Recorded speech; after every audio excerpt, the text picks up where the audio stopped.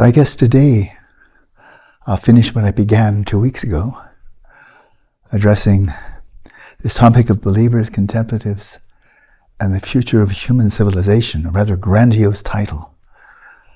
But we are living in grandiose times.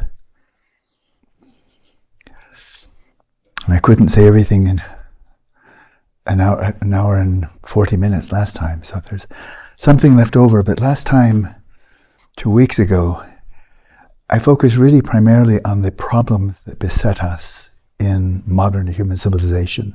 Obviously not just in America, Europe, China, India, and so on.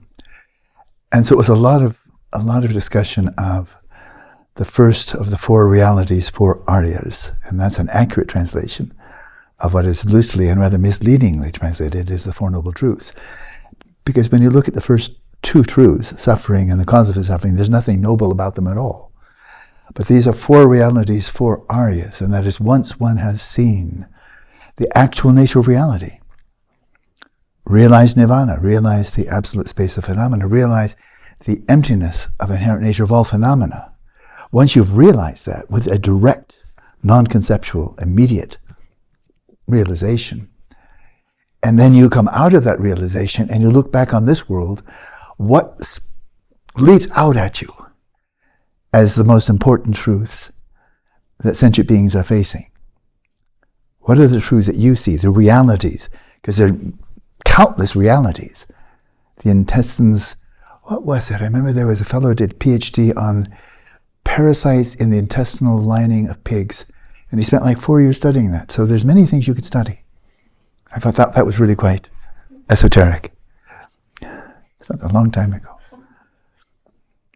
Science is largely driven by curiosity and trying to find out something nobody else has learned, even if it's incredibly trivial.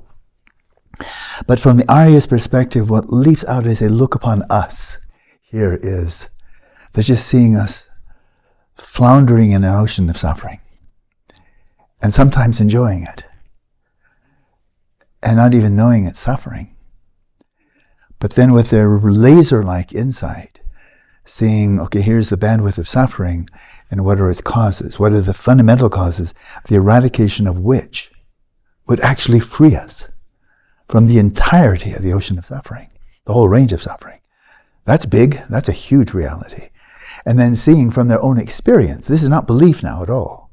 This is their own direct insight. They know that there is this third reality for Aryas, and it is the cessation of suffering and its internal causes. So it's not going to come and get back at you again, right? And then, of course, with that build-up, almost like a crescendo, reality of suffering, reality of the source, reality of the possible cessation, then there's one question that has to be answered. Otherwise, the first three are a waste of time. What's the path? If freedom is a possibility, how do we go from here to there? And so, four realities of the Aryas. So we have just a few people in the room today, but I'm speaking to many more. I wish I had a great big microphone and that I could just speak to all the 8 billion people on the planet who are Muslims and Christian and atheist and agnostic and scientific materialism. Welcome everybody. I've got something that you really need to hear.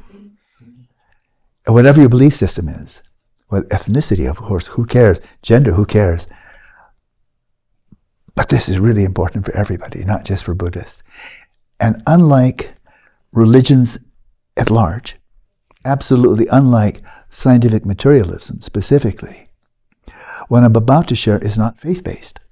Scientific materialism is faith-based. Do you or do you not believe that everything boils down to matter and the derivative epiphenomena functions and, phenomena arising from matter? Do you believe that? Well, nobody knows that.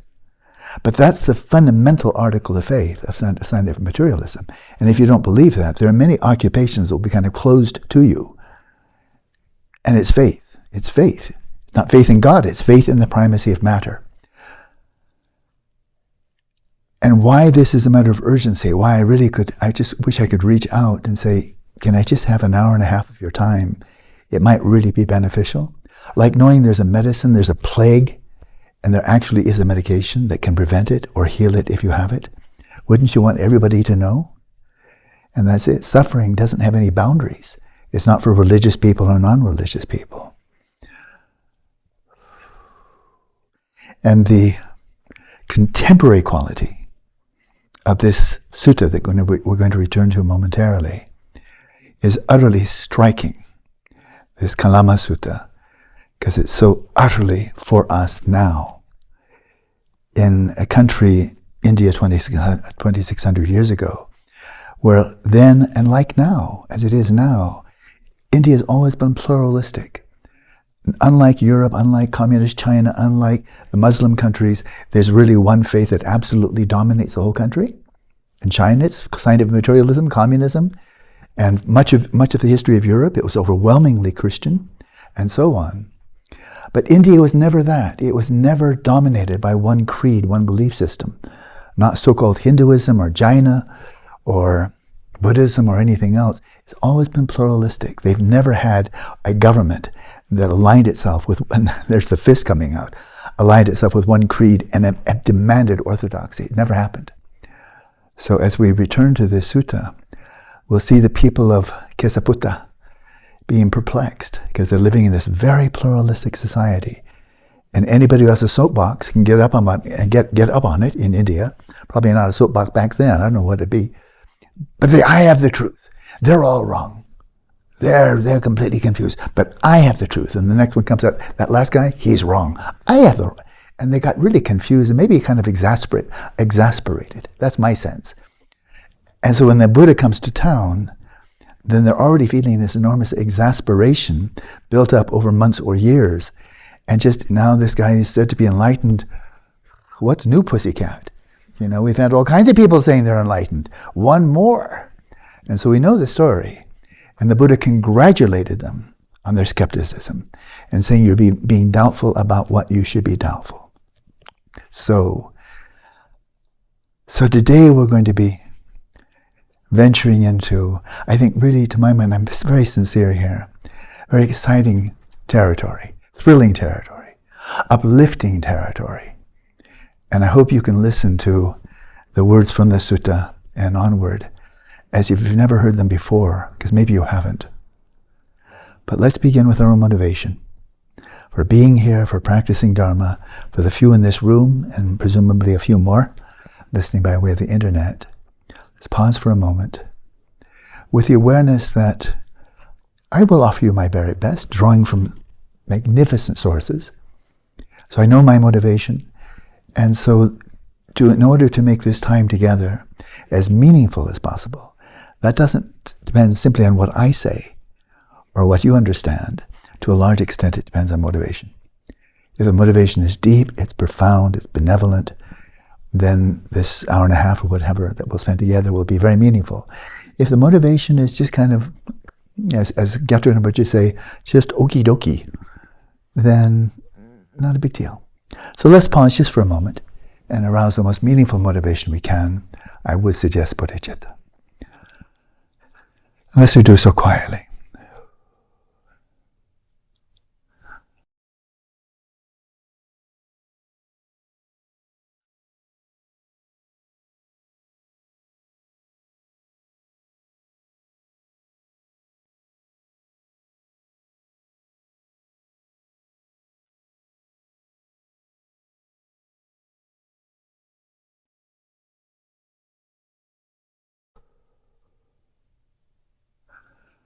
Olaso. So with such a motivation, or our closest approximation to actual bodhicitta, even if we spent the next 90 minutes just mindfully breathing in and breathing out, that would be a bodhisattva activity. Be very meaningful. Every breath in, breath out, breath would be taking one step further, another step further towards enlightenment. Not because of the profundity of the method, oh, that is actually quite profound, but because of the profundity of the motivation. So now let's return where we left off. And so he's encouraged them in their skepticism and encouraged them not to rely simply on authority, sacred scripture, charisma of a guru, what everybody else believes, hearsay, and so forth. One by one, he just knocks them down. I think you'll not find any founder of any religion that has ever done that, which calls into question either the Buddha is a unique religious leader or just doesn't fit into our category of being a founder of religion. which after all is entirely a European term. There's no such corresponding term in Sanskrit or Pali. So we proceed now. Picking up where we left off, and I think probably have no more critique or comments about modernity. Maybe just this one sentence, and it's loaded. We, according to evolutionary biologists, we Homo sapiens sapiens have been populating this earth for about 250,000 years. That's the last I've heard. 250,000 years. But over the last 150 or so, we've done more destruction to the planet, to other species, natural habitat, throwing the whole ecosphere out of balance, more damage in the last 150 years than we have in the preceding 250,000. So something's up, something that is not just the same old. Because human beings have been fighting and warring and, engaging in all kinds of terrible things for as long as they've been human beings. But we've never done what we're doing now since the mid-19th century, which saw the rise of industrialism, the rise of capitalism, of communism, and scientific materialism, with its concomitant hedonism and consumerism. All of those came at the same time. And they've been growing. So even in communist China, 1949, it becomes communist. By the time we get to 1980, Deng Xiaoping, bring in the cavalry. Communism isn't working so well. Let's try capitalism. And so there we go. It's the same old. And so now there is a sense of urgency. I just kind of feel every day my hair's on fire. Because if this had been 200 years ago, there's no hair on fire. Okay, everybody's suffering, but let's get on with it, practice dharma. But if we continue on the track we are now, by the end of the century, human civilization as we know it is not going to be there. And when I look at the political parties in the United States, in my one political statement, we have two political parties. One is content to let us destroy the environment slowly, and the other one wants to destroy it quickly. That's kind of our choices in America, from my perspective. So now, happy days. Let's jump back 2,600 years to these perplexed kalamas. And the Buddha, having encouraged them in their skepticism, then instead of starting a discourse on the Four Noble Truths, or the 6 realms of existence, or the nature of karma and consequences, reincarnation, and so forth, he probably surprised them. Because they probably, of all the sages who'd come through town, probably no one just turned away from all dogmas, all belief systems, and directed their attention right to their own experience. That's what he did. And what did he say? What did he say? What do you think? So instead of giving them an assertion, this is my view, I'm enlightened, you should really listen to what I'm saying, because I'm enlightened, I really know what I'm talking about, believe me, because that's what all the other ones have said. He didn't do that, but he asked them a question. He said, what do you think, Kalamas? When lobha, L-O-B-H-A, when lobha arises in a person, is it for his welfare or for his harm? Now, the people of Kesaputta, they clearly knew what the word lobha means, because that's a Pali term. But I very intentionally not translated it just yet.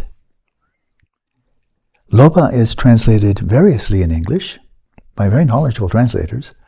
Many are translating it as, now remember this, many, translations by knowledgeable scholars, many have translated it as desire.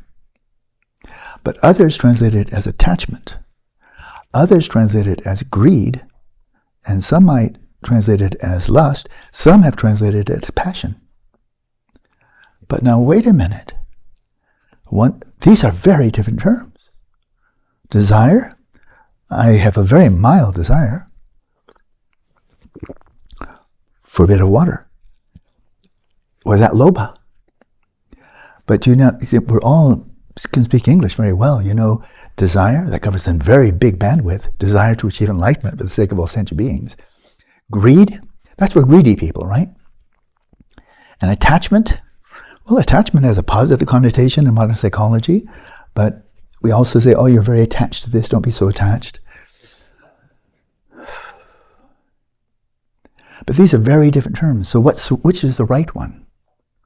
Because he's asked, when it arises, when lobha arises, is it for that person's welfare or for his harm?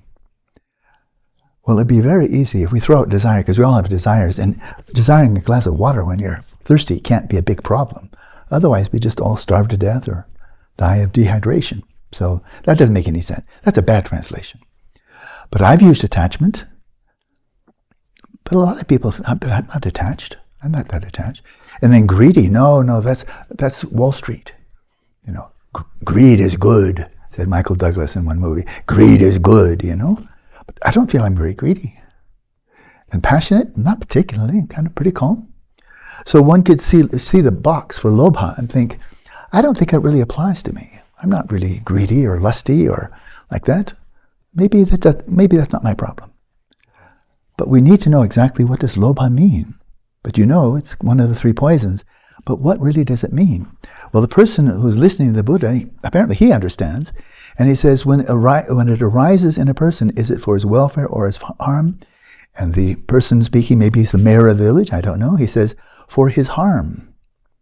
He's speaking from his own experience, not what he's learned from other people, and not a belief. But he has seen, probably a village elder, probably a male, he has seen when lobha arises, it doesn't turn out well. It's harmful.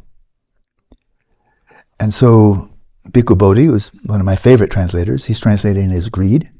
I understand it's not a bad translation. But a lot of us aren't greedy. Just not greedy. And so, but does that mean we're counted out? So now we'll translate it as greed by a very good translator. Kalama is a greedy person, overcome by greed, with mind obsessed by it. Destroys life, kills. Takes what is not given. Transgresses with another's wife and speaks falsehood. And he encourages others to do likewise. Will that lead to his harm and suffering for a long time? And the Kalama said, yes, Bhante.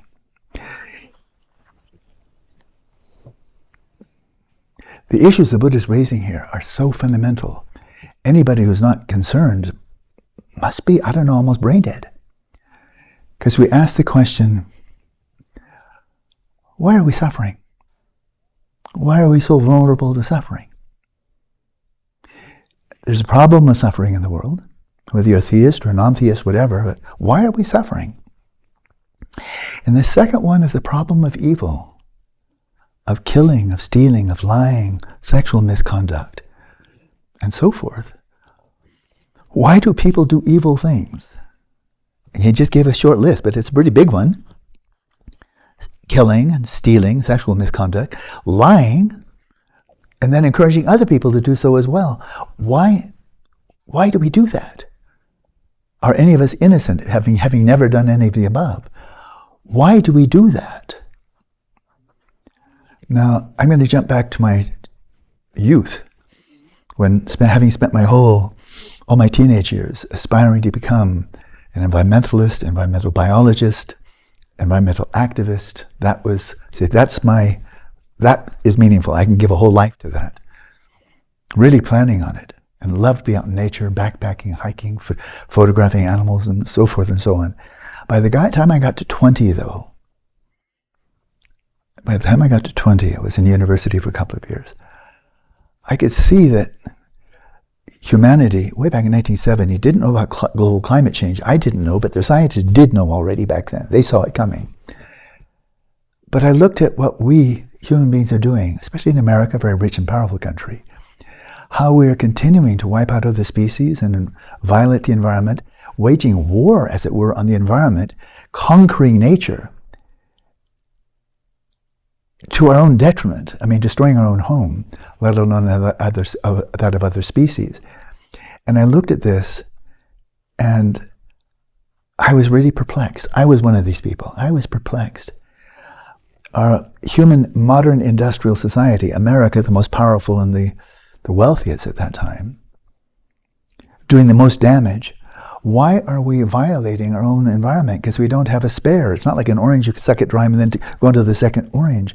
Why are we doing this? Because America is relatively educated, and people relatively intelligent. Why are we doing things that are against our own interest?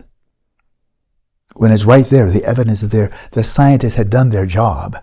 They showed us the trajectory on right now is destroying the environment. This is 1970. And it was there, and we had the technology to stop. And we weren't. The political parties weren't doing it, and so forth. And I thought, well, if I devote the rest of my life to environmental activism and ecology and so forth, I can see myself just getting more and more bitter. What's wrong with you people? Why don't you stop doing this? It's insane. This is the only planet we have. Let's treat it gently and nurture it, but not try to conquer it. And of course, we've just continued on that trajectory. And it's just getting worse and worse. To this day, it's getting worse. And now we have much more evidence of the catastrophic effect human population is having on the environment. And we're still not stopping. So I thought, I could kind of see the handwriting on the wall. Why are we not doing the sensible thing? And nobody seemed to have any answer except, let's get more technology, more legislation. Let's put more limitations on businesses so they don't violate the water and the oceans and everything else. And it wasn't working. And I thought, I can't go this way. It's a good way, except for I will just become more and more bitter and exasperated and frustrated and angry at humanity and just want to become a misanthrope and go up to a cabin up in the mountains all by myself. Maybe a few friends around. So I had to find something else, because I didn't want to become a bitter old man and a bitter middle-aged man and a bitter young man, exasperated with humanity that we're not doing the sensible thing. Why are we not doing that? And nobody had an answer. The Buddha is now asking, if your mind is dominated by greed, by short-sighted attachment, by craving, by lust, by attachment, does it turn out well or not? Does it or does it not lead to really harmful behavior, killing, lying, stealing, and so forth?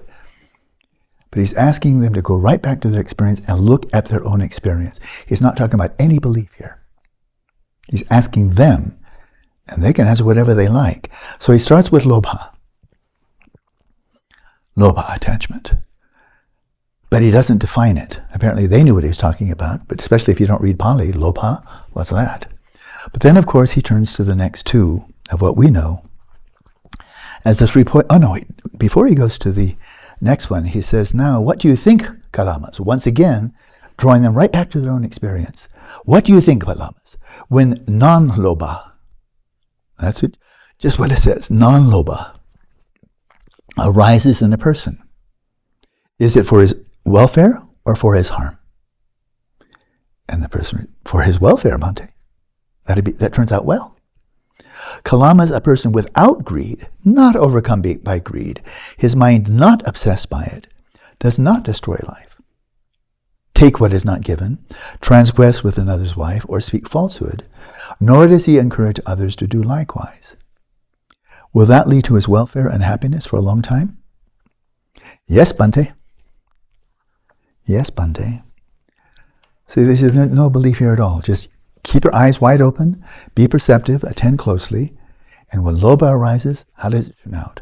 When its antithesis, non-lobha, arises, how does that turn out? For your inner peace, your inner mind, your behavior, and for society at large, and what you encourage other people to do. And then he turns to dosa, the Pali term, which is variously translated, and look at the variety. Variously translated by good translators as aversion, anger, hatred. But those are different. Anger is not the same as hatred. Hatred is not the same as aversion. And so which is it? Which is the right one? And of course I've used one of them, but none of those individually capture it. And so we need to know, what did he mean by dosa? And he gave the same questions. When your mind is dominated by dosa, how does that turn out? When it's not dominated by dosa, how does that turn out? And then he turns to moha. Moha is fairly homogeneously translated as delusion. And I do too.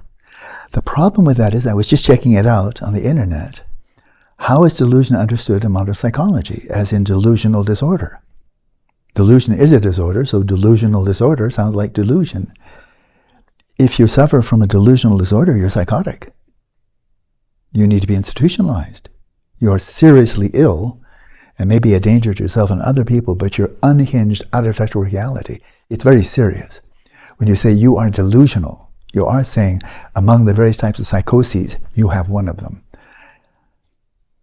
But now, couldn't a lot of us here and those listening by way of the internet think, well, the first one, greed, I'm really not greedy. I'm not going to check that box. I'm really not hateful either. I'm not going to check that box. And I sure as heck am not delusional. Nobody's coming to take me off to a mental asylum, except for maybe Center for Contemplative Research, our mental rehabilitation center. But we could not check any of the boxes. I'm not greedy, I'm not hateful, and I'm certainly not delusional. I went to Stanford. Or I have a college degree, or, I'm not calling attention to myself when I'm walking down the street. People don't say, oh, look how delusional he is. So, what do these words even mean? Happily, I don't have to make up my own definition. And I would say, just like as a word for klesha, there was no word for it in English. And it's been mistranslated all over the place. But when I translate it as mental affliction, well, that word doesn't really mean a whole lot. Or often it will refer as an affliction, it can refer to depression or anxiety. But those are symptoms. Depression is not, in the Buddhist view, depression is not a mental illness. Anxiety is not a mental illness. ADHD is not a mental illness. Insomnia is not a mental illness. These are symptoms of a mental illness, but then erroneously trace back to the brain, or genetics, or your parents, or past, earlier trauma, or the environment, and so forth, missing the mark every single time. So now, I'd like to really now turn the corner into quite an adventure, because he's asking some of the most fundamental questions that human beings can ask of our existence. Whoever we are, and whether we lived 100,000 years ago, or we were born yesterday, or 10, 15 years ago, these are questions that everybody, directly or indirectly, must have asked at some time. Why are we suffering? And how could we be happy? We're sentient beings after all. And why do we do evil things? Why do good people sometimes do evil things? And why do some people become so habituated to evil things that they become regarded as evil people? Why did they do that? Is that in their best self-interest? Does that turn out well for them? So, origin of evil, an origin of suffering.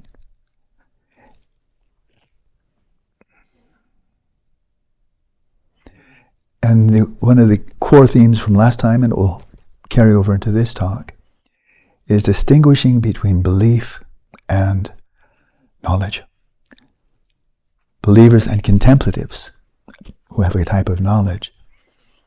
And it just struck me on the walking over here this afternoon. At the time of the Buddha, there were theists and non-theists. Those who believed in a personal deity believed in an impersonal deity. There were agnostics, there were atheists, and there were materialists. There was already a school of materialism 2,600 years ago in India. This was an open forum. People could believe whatever they liked and then propound their beliefs.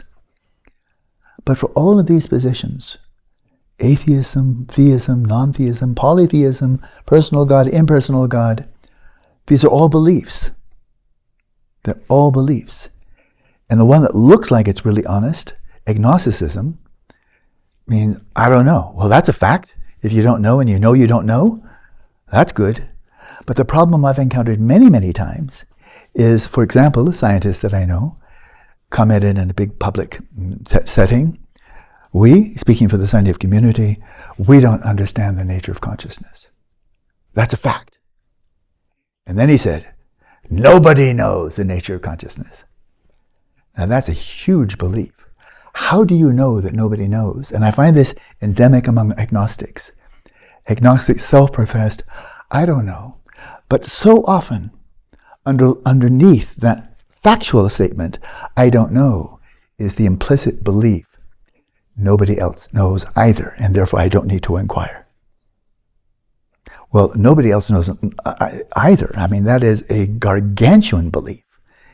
And I found this especially among Eurocentric and within Eurocentric civilization, especially in the scientific community.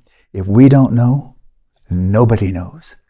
I remember speaking at a conference of philosophers some years back. I won't say where, because I don't want to point a finger. But in this conference, I was one of the speakers, and I started speaking about quantum mechanics and Madhyamaka, where there seems to be a very meaningful common ground. And one of the old senior philosophers in this conference, he turned to me with quite severe and said, "How could these Tibetans know about quantum mechanics? They are a pre-scientific culture," which means they don't know anything. That's a belief. Because he hasn't studied it, so he doesn't know what he's talking about. But he simply assumed, if they're not part of modernity, if they're not post-Galileo, if they're pre-scientific, then they don't know anything. That's a belief too. So even agnostics tend to be as chock full of beliefs as anybody else. So the Buddha is offering here, by way of more of the Socratic method than "here's my doctrine," he's asking questions of these three poisons.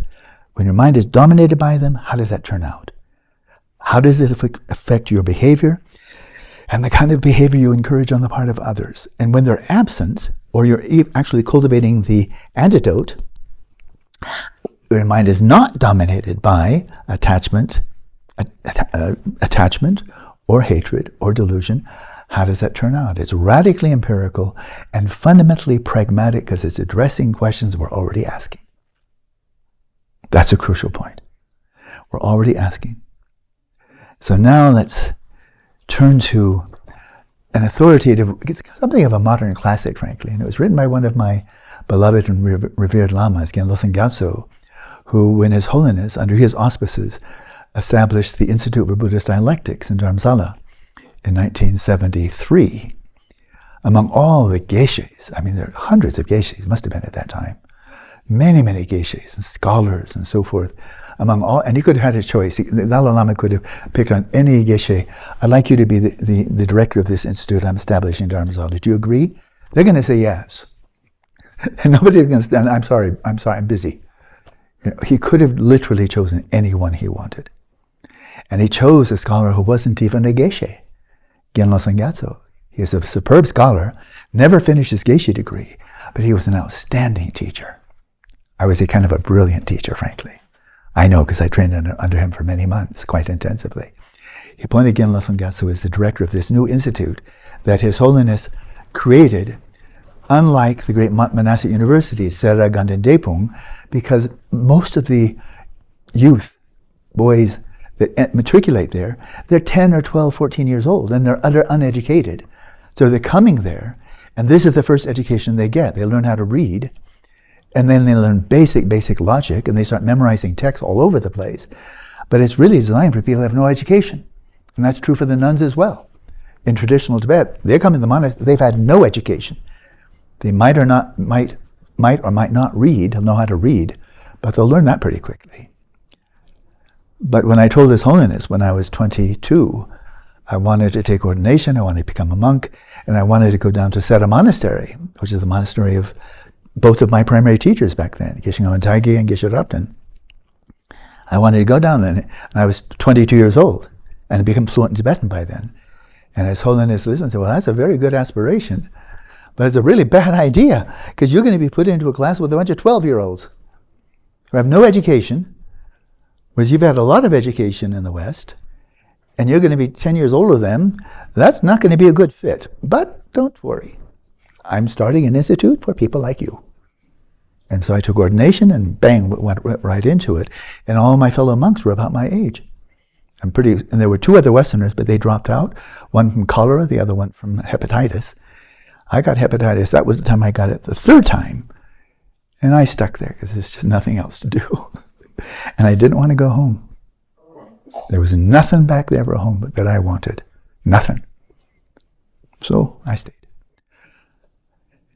And after spending about 8 months just learning how to think clearly and take a position and defend it in debate, or take somebody else's position and critique it in debate, we learned how to debate. We spent 5 hours a day doing it, and learned a basic philosophical system called Sautrantika, which to Buddhism is like classical physics is to physics.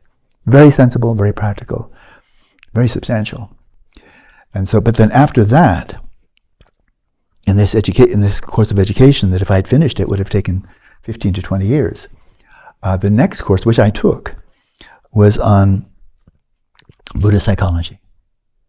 Ways of knowing and then the 51 mental factors. And we memorized the textbook verbatim. We studied it for about 3 months. We debated it 5 hours a day, 6 days a week, and received 90 minutes of instruction, which included also debating with our teacher. So that was what I was doing 50 years ago. And so it was here that then I studied these 51 mental factors, which include the 6 primary mental afflictions and the 20 derivative. And so that's what I'm drawing on. He wrote his own textbook, Genlo Sengatsu, and His Holiness praised it. And he said, now this one is an original thinker. Because he was taking the classic Buddhist epistemology and Buddhist ways of knowing and the 51 mental factors and combining it with prasangika madhyamaka, like nobody else had done before. He said, now this is progressive scholarship. He really praised him. So that's what I'm drawing on now. It's a modern text, but its roots go back 1,500 years, back to a Sangha. Because there's no after the Buddha, there's no higher authority when it comes to understanding the functioning of the mind, different mental factors, and so forth. So now I would encourage you, just for the moment, pretend as if you don't know what the 3 poisons are. Because the translations we have all miss the target, including the ones I've used. And I'm not criticizing other interpreters. But you see for yourself. I'm going to go through lobha first. I'm just going to call it lobha. That could be chumi chumi. It's just noise. But now fill it with this meaning, and then for yourself, I'm inviting you, see within your vocabulary, what's the closest translation? Whether it's in Italian or Brazilian, Spanish, English, whatever. Does it have a clear correlation with a word in your own working vocabulary?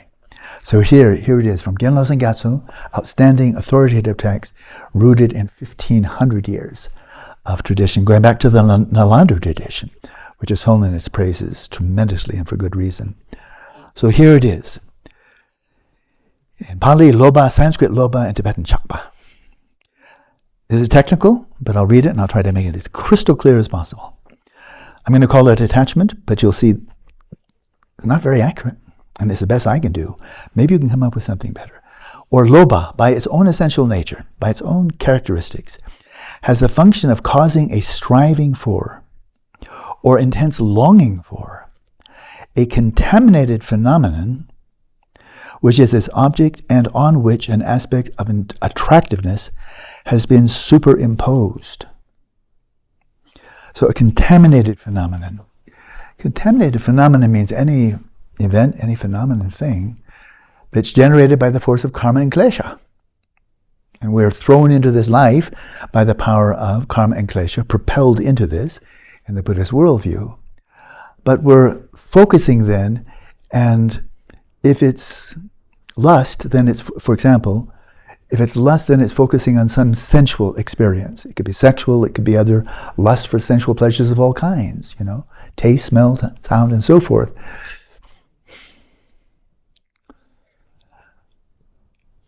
And looking upon it and then seeing it as, that will make me happy. If I can have that, acquire that. Maybe it's, if only I were famous, then I'd really be somebody. If only I were really wealthy, then I'd be really a success. I'd really be somebody. If only I had power, authority, I'd really be somebody. And then I'd be happy with myself. I'd really be somebody. Wealth, power, prestige, sensual pleasures. That would make me happy. And then this intense longing goes for it. We go to university, I want to succeed, I want to get wealthy, I want to be the head of a corporation, a government, I want to be president of the United States. I want to, because that's going to make me happy. But by nature, that which we're attending to has no ability ever, ever, ever to satisfy that longing. You know that retrospectively, but at the time, it's like you're hypnotized, mesmerized. Oh, if only I could be wealthier. I've only got 90 billion, but he has $100 billion. I definitely need 101 billion. Then I'd be happier.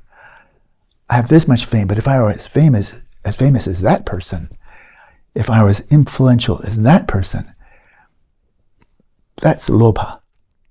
And it's contaminated because what you're looking at will never, ever, if you live 1,000,000 years, and become the richest person on the planet Earth, in the solar system, or in this corner of the galaxy, nobody matches you, you'll still be wishing for more. Yeah, but I want to be the most powerful in the whole galaxy. No, the whole galactic cluster. No, actually, I want to be number 1 in 2 trillion galaxies. You'll never have enough. And that's because we're looking at it, it's called contaminated. What you're attending to doesn't have the capacity to fill what you want. But you think it does. You can waste a whole lifetime or countless lifetimes doing that. Let's do a little bit more. But the attractiveness is superimposed. I'll give this person a very famous movie star. I mean, top-notch, grade A, really super movie star. I know one. I know a few actually, but one is very famous. And I was sitting with him chatting in a kind of a public setting, and a person came over, "Oh, Mr., can I have your autograph?" Sure. Did that make his day? Like, wow, somebody really wants my, wow. I've met very wealthy people, really wealthy people. Glum. One comes to mind. Glum is the word that comes to mind. And I've met some very powerful people. One is a prime minister of a country and so forth. Not happier than anybody else I've met. Just more worries, more opponents, more fears, more anxiety, more possibility of losing his stature, more possibility of being torn down and trampled upon by his competitors through slander and so forth and so on. Not a life of ease. And then I think of Condola. None of the people even came remotely close to the kind of happiness that she exudes by her sheer presence. That's why it's called contaminated. It's a loser's game. If you win, you lose. If you lose, you lose. If you get a little bit, you lose. It's a loser's game. There's only one outcome. But he's not quite finished. This lobha, functions to cause a stream of undesirable experience in the mind. You're striving for something and you're not getting it. Dissatisfaction, not what you wanted. And then you get it, and now you can start being anxious. Because now that you got it, other people want what you have. And sooner or later, whatever you acquire, you're going to lose. That is guaranteed. And so now you can be unhappy that you're going to lose everything. Every which way, from every perspective, it's all a bad bet. It causes a stream of undesirable experience in the mind, even as that mind, as though sick with craving, yearns for the desired object. It has 3 divisions in terms of attachment, as subsumed by each of the 3 realms, respectively. Well, for those of us who are enclosed within the desire realm, then everything we desire is found within this realm. But if you achieve shamatha, cross the threshold into the form realm, now you can start to be attached to the allures of the form realm. And if you go beyond the 4 jhanas in the form realm and go into the samapatis, the absorptions of infinite space, infinite mind, nothing whatever, and then beyond perception, non-perception, then you could be attached to that. Once you've achieved the thing, oh, will it last? Will it last?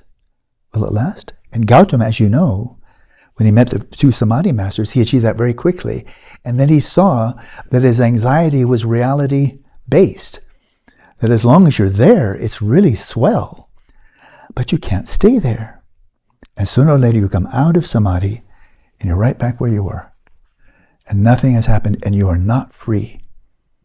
And that's why even though he's invited to co-teach with his 2 teachers, he said, no, you think you found it. I know you haven't, because it doesn't last. That's lobha. So I hope you've been reflecting quietly, and maybe people do so afterwards as well. That's lobha. That's what the Buddha is referring to.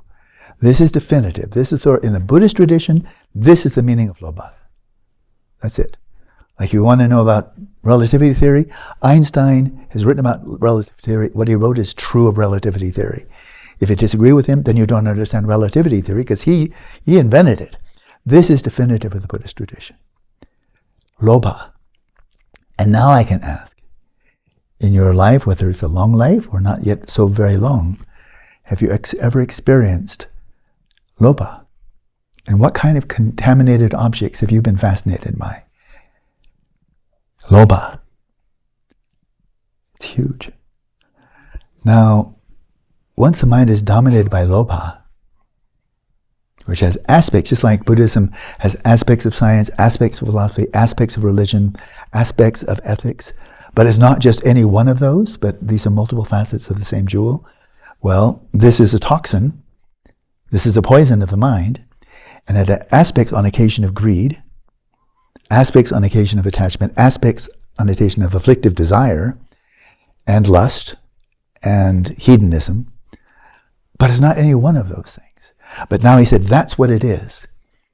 And I'm only really fluent now at this point. I've lost my German, didn't have much French in the beginning, so I can really speak about English.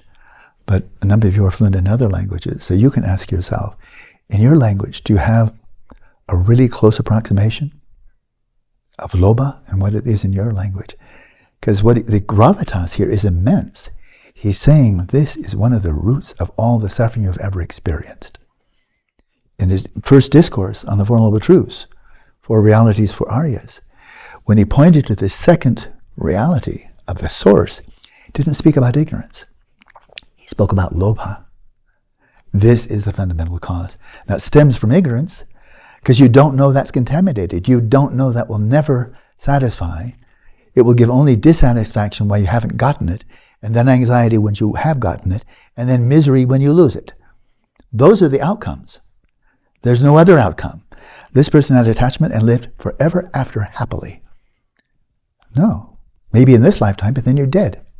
And then you left everything behind, and now you're wandering homeless and with no possessions at all through the bardo. So it was all for nothing. You've lost everything you thought you possessed. That's lobha. And now let's turn to this one. I generally translate it as hatred. Many people do, but some as aversion, some as anger. Well, this dosa, dvesha in Sanskrit, by its own essential nature, this is the very nature of the beast, has the function of stirring up the mind and making it bear malevolence. We want to strike out, we want to strike back.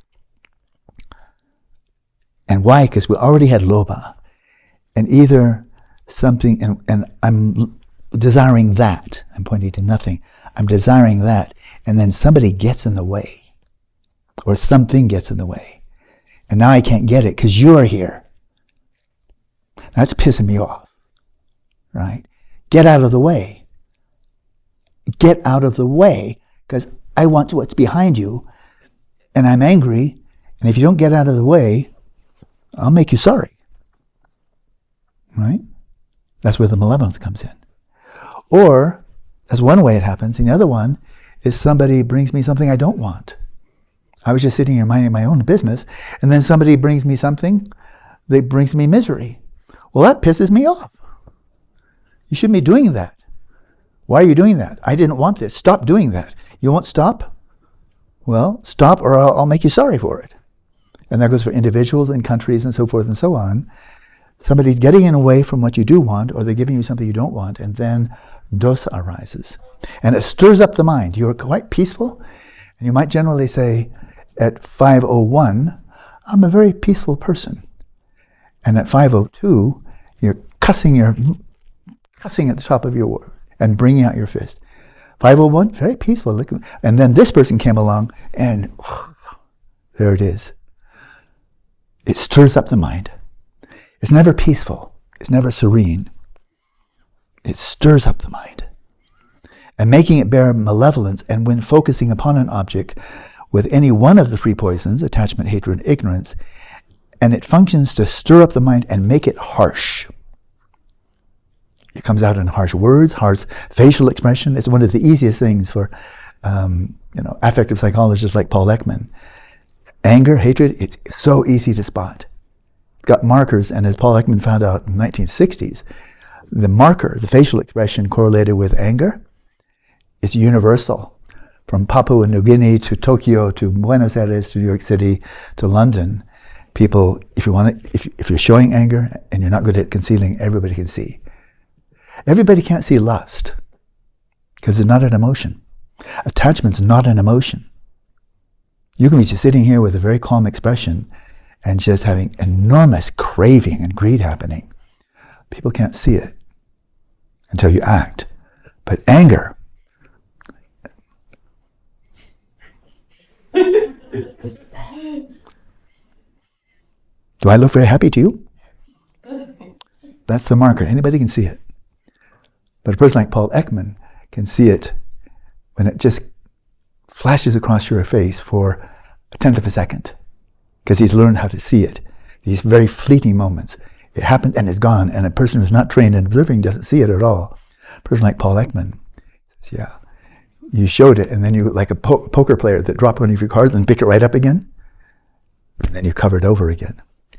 So that's, what do you call it? You want to call it anger? You want to call it hatred? You want to call it aversion?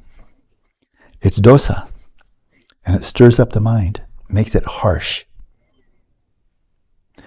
And then delusion. Best translation, but you see, it has a much heavier connotation in modern psychology. You're delusional, which means you should not be out on the street. You're psychotic. But in Buddhism, from an Arya's perspective, we're all psychotic. Because we're running after things that will never give us happiness, and then getting incredibly pissed off and making more harm when somebody obstructs what we're trying to get to. Delusion is a mental process with an unclear mode of apprehension.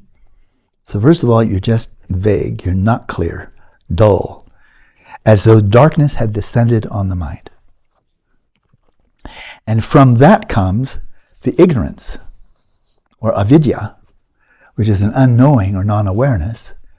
So from first the confusion, a lack of clarity, and from that comes ignorance, that causes one to engage with the object in a way that is completely wrong. Now, I'll linger here just for the moment because it's rather interesting.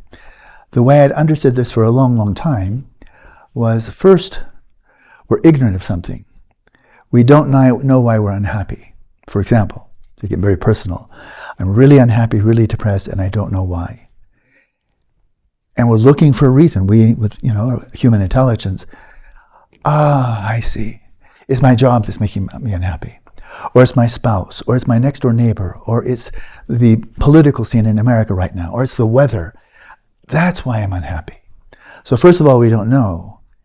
And then coming out of that lack of clarity, then we misapprehend, as if something out there is the actual source, the wellspring of our unhappiness. So that's how I had always understood it. First there's the ignorance, and then there's an active misapprehension of reality, called delusion. But here it's Dharmakirti versus Asanga. And he's following Dharmakirti here and saying, first there is the lack of clarity and delusion, misapprehension, and then comes ignorance. For example, if one is a misogynist, and very convinced that this is not a belief, this is scientific fact, that the female gender is just generally speaking inferior. And you just know that because everybody knows that. In the 19th century, it was kind of like, that's not a belief. Everybody knows. Women have periods. Men don't have periods. Do I need to say anything more? But you have that misapprehension. We would say it's a misapprehension. And then when you see a woman not displaying inferior qualities, showing most maturity, more intelligent, more leadership quality, you don't see it. Because you have a cognitive block. Women can't behave that way because they're inferior. Of course, racists think the same thing of various racial groups. This group is, blah, blah, blah, fill in the blank, and then you don't see it when they display any behavior that's contrary to your prejudice. So we can see it goes both ways. Ignorance can give rise to delusion. Delusion can give rise to ignorance of not seeing what's right in front of you, that anybody with clear vision could see. You don't see it. So it goes both ways. So Dharmakirti is right and the Sangha is both right. And Genlo Sangatso is following Dharmakirti. So the former is a mode of cognition that does not realize something. That would be ignorance. Whereas the latter is a mode of cognition that realizes wrongly. That is, you're sure you're right and you're wrong. But you're very confident. Sometimes people believe that truth or knowledge corresponds about how intensely you feel something. I'm absolutely sure of it, as if that makes it true. Of course, that has nothing to do with truth. It just means you're very stubborn. And further, the latter is twofold. Ignorance that is the root of cyclic existence, not knowing what's going on, that kind of ignorance, and then other types of ignorance. I don't know the DNA of a kernel of corn, for example, although I've heard it's rather sophisticated. The first consists of the two types of connate grasping. You're born with it. Connate grasping at a personal identity, inherently existent, the real me, the real you. Just be yourself. That one, we've heard that one. Just be yourself, it will all turn out just fine. But be yourself, as if there's a real self to be, and just be that. And then all will be just swell. And that turned out well. Not really. And so first, the clinging to a personal identity, and connate grasping. The connate grasping is we're born with this. This raises some very interesting questions. But this sense of I'm really here. I have a body, I have a mind, I'm the proprietor, I'm in charge here, me. We're born with that. You don't learn it from some doctrine. And then we have also this reification or connate grasping at phenomenal identity, which cling to a person or to a phenomena respectively that could exist through characteristics of their own. Now this is here he's speaking from Prasangika Madhyamaka perspective, which is as deep as it gets in Buddhist philosophy. But also this reification of things other than me, like my mind, your body, this environment, political systems and so forth and so on, grasping to them, and it's a connate grasping. You don't learn it, you're born with it. Such that you apprehend them as being in and of themselves, real, inherently existent. An interesting little caveat here, and it's not trivial. Speaking with my very dear and respected friend, Paul Ekman, who is very well versed in evolutionary biology. He's a psychologist, but I wouldn't say something of an evolutionary psychologist. He has commented, with good reason, he's a very intelligent man, that all of the emotions we have, hatred, contempt, and so forth and so on, all of the emotions that we have, affection, warmth, kindness, these have all proven themselves to be biologically adaptive over hundreds of thousands of years. We have these emotions because they helped us survive and procreate. They're not moral immoral because the words of ethics and morality have no meaning in the context of evolution biology. There are no moral genes, there's no moral survival, there's no moral, it's just do you survive or procreate. If you did, you're successful. If you're not, then you're not. And so he felt, speaking really kind of with no reference to morality, hatred, contempt, and so forth, we have them because they've helped us. They've helped us, and we know this, I think, from our own experience, can help hatred or contempt, for that matter greed, for that matter arrogance, drawing from your own experience, have they ever helped you get what you want? What you wanted at the time. By getting really angry, somebody stops behaving the way you didn't want them to behave. Being really greedy for something, craving, clinging, elbowing people out of the way, I want it, me first. Have you ever gotten something you wanted that way? And by being really arrogant, I am, don't you know who I am? Are you the Alan Wallace? Really? Has that ever helped you get something you want? And I think you may very well find, on occasion, yeah. Did it enhance your hedonic well-being? Get you something you didn't have? But by activating one of these emotions to which we're biologically programmed, did it help you survive and procreate? Get stuff you wanted and avoid stuff you didn't want. And get other people to behave in a way you want them to behave so they don't piss you off. I think it's probably true that all of the emotions that we have served us well on occasion for hedonic pleasure. None of the mental afflictions help us in any way, but are rather detrimental to our cultivation of eudaimonic well-being, genuine well-being. Biology is all about hedonia. It has nothing to do with eudaimonia. Eudaimonia doesn't mean anything in biology, any more than it means anything in brain science. The word doesn't have no meaning at all. Difficult to measure, too. So, but the huge point here, I think it's widely assumed, I think it's safe to say, that in modern science, modern cognitive science, if you have some tendency like hatred, contempt, and so on, and you're born with it, Freud's definitely believed this, then you're born with it, dude. You can't change your DNA. You can't change how you're biologically programmed. You can try to control it, not let it get out of hand, be ferociously angry, horrendously greedy, and so forth. But if you're born with it, you're stuck with it. Just like your DNA. You just can't get a trait in. You want some better. It's a fundamental axiom, I think. You might get over, if nobody's born as a racist, you can learn racism, and then you can unlearn racism. But if you're born with it, that's it. And this is the absolutely revolutionary quality, one of the many of the Buddha's own teachings. You're born with lobha, dosa, moha. Whoever you are, if you're a sentient being, you're born with it. It's in your very being, but not all the way down to the core, and it can be eradicated. And that's what the fourth noble truth is about.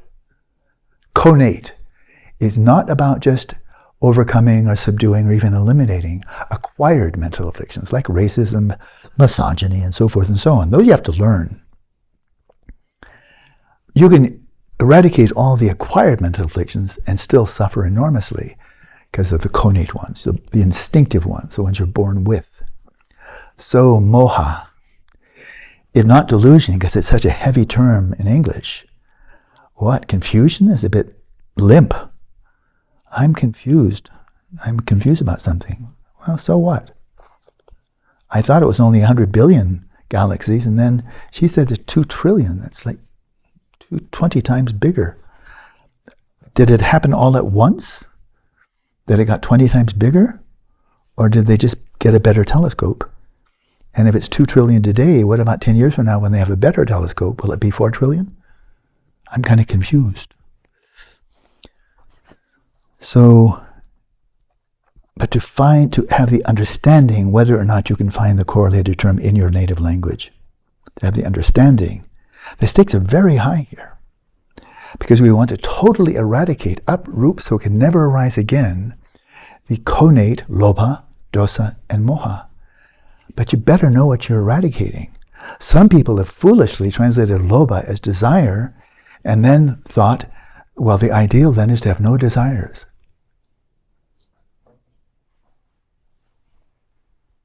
And have no desire to do anything, not to help anybody.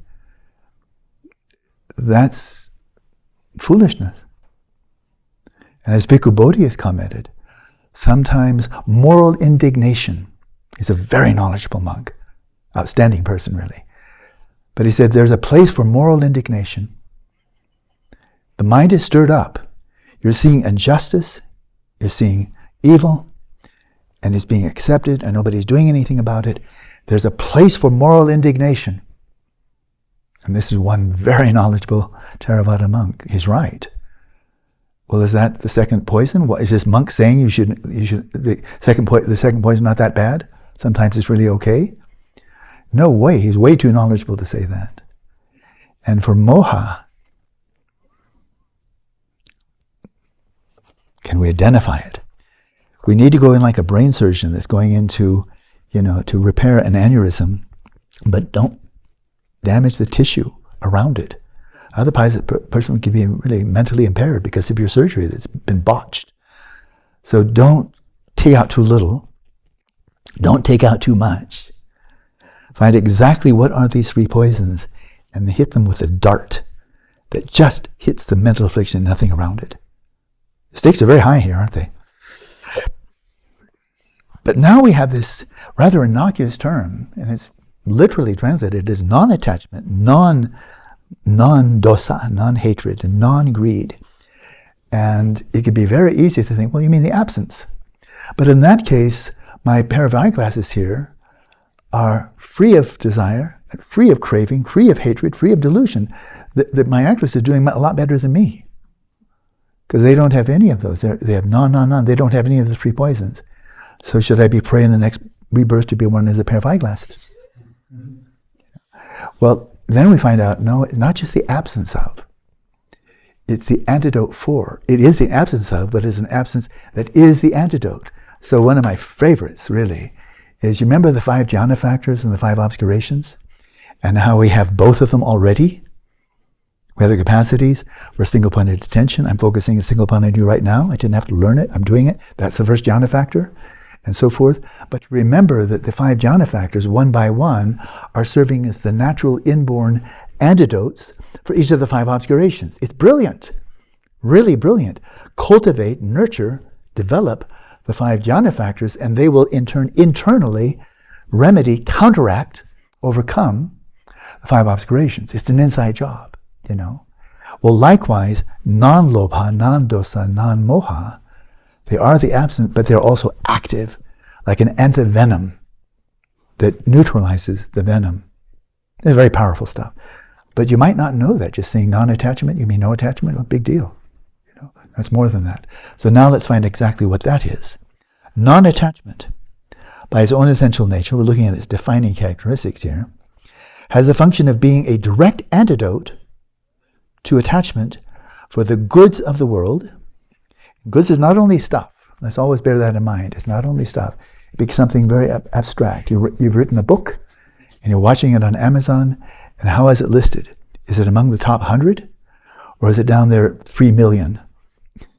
And then you see, mine used to be 3 million, but now it's up to 2 million. Maybe it'll get to 1 million. Go. Can you get to 500? You know, the 500,000th most popular book. Can you get there? And I dropped. I went down to 4 million. Oh, bummer. You know, people can get really excited about that. I'm getting messages every day, unsolicited, from academia telling me, such and such people read your paper. Such and such people cited your paper. They cited this paper. And I guess that's supposed to make me happy. I didn't even know who they are. You know, I'll never meet them. But apparently some authors want to know that. Oh, somebody cited my paper. I'm cited, therefore I am. And so non-attachment then, not just the absence of, but serving as a direct antidote for attachment for the goods of the world, the goods as a material possession, fame, prestige, power, being loved and respected by other people. Attachment for the goods of the world upon which it focuses and bringing about detachment for them. Detachment for them. Detachment is really a lack of attachment. It's not saying you have no desire for it. You might enjoy good, tasty food. There's nothing wrong with that. Having attachment for it is the problem. But wanting a tasty food rather than food that tastes terrible, what's the problem? Right? But so detachment for them, that you don't see the food or the reputation or the money or the wealth and so forth as being the source of your happiness. May or may not contribute. Fame, wealth, prestige, each one of those can give rise to intense misery for the person that has it. That's just a fact, right? And yet people who don't have that, they can also experience misery. So there it is. It's not external. That is to say, this is a state of not wanting to have them and not being attached to them.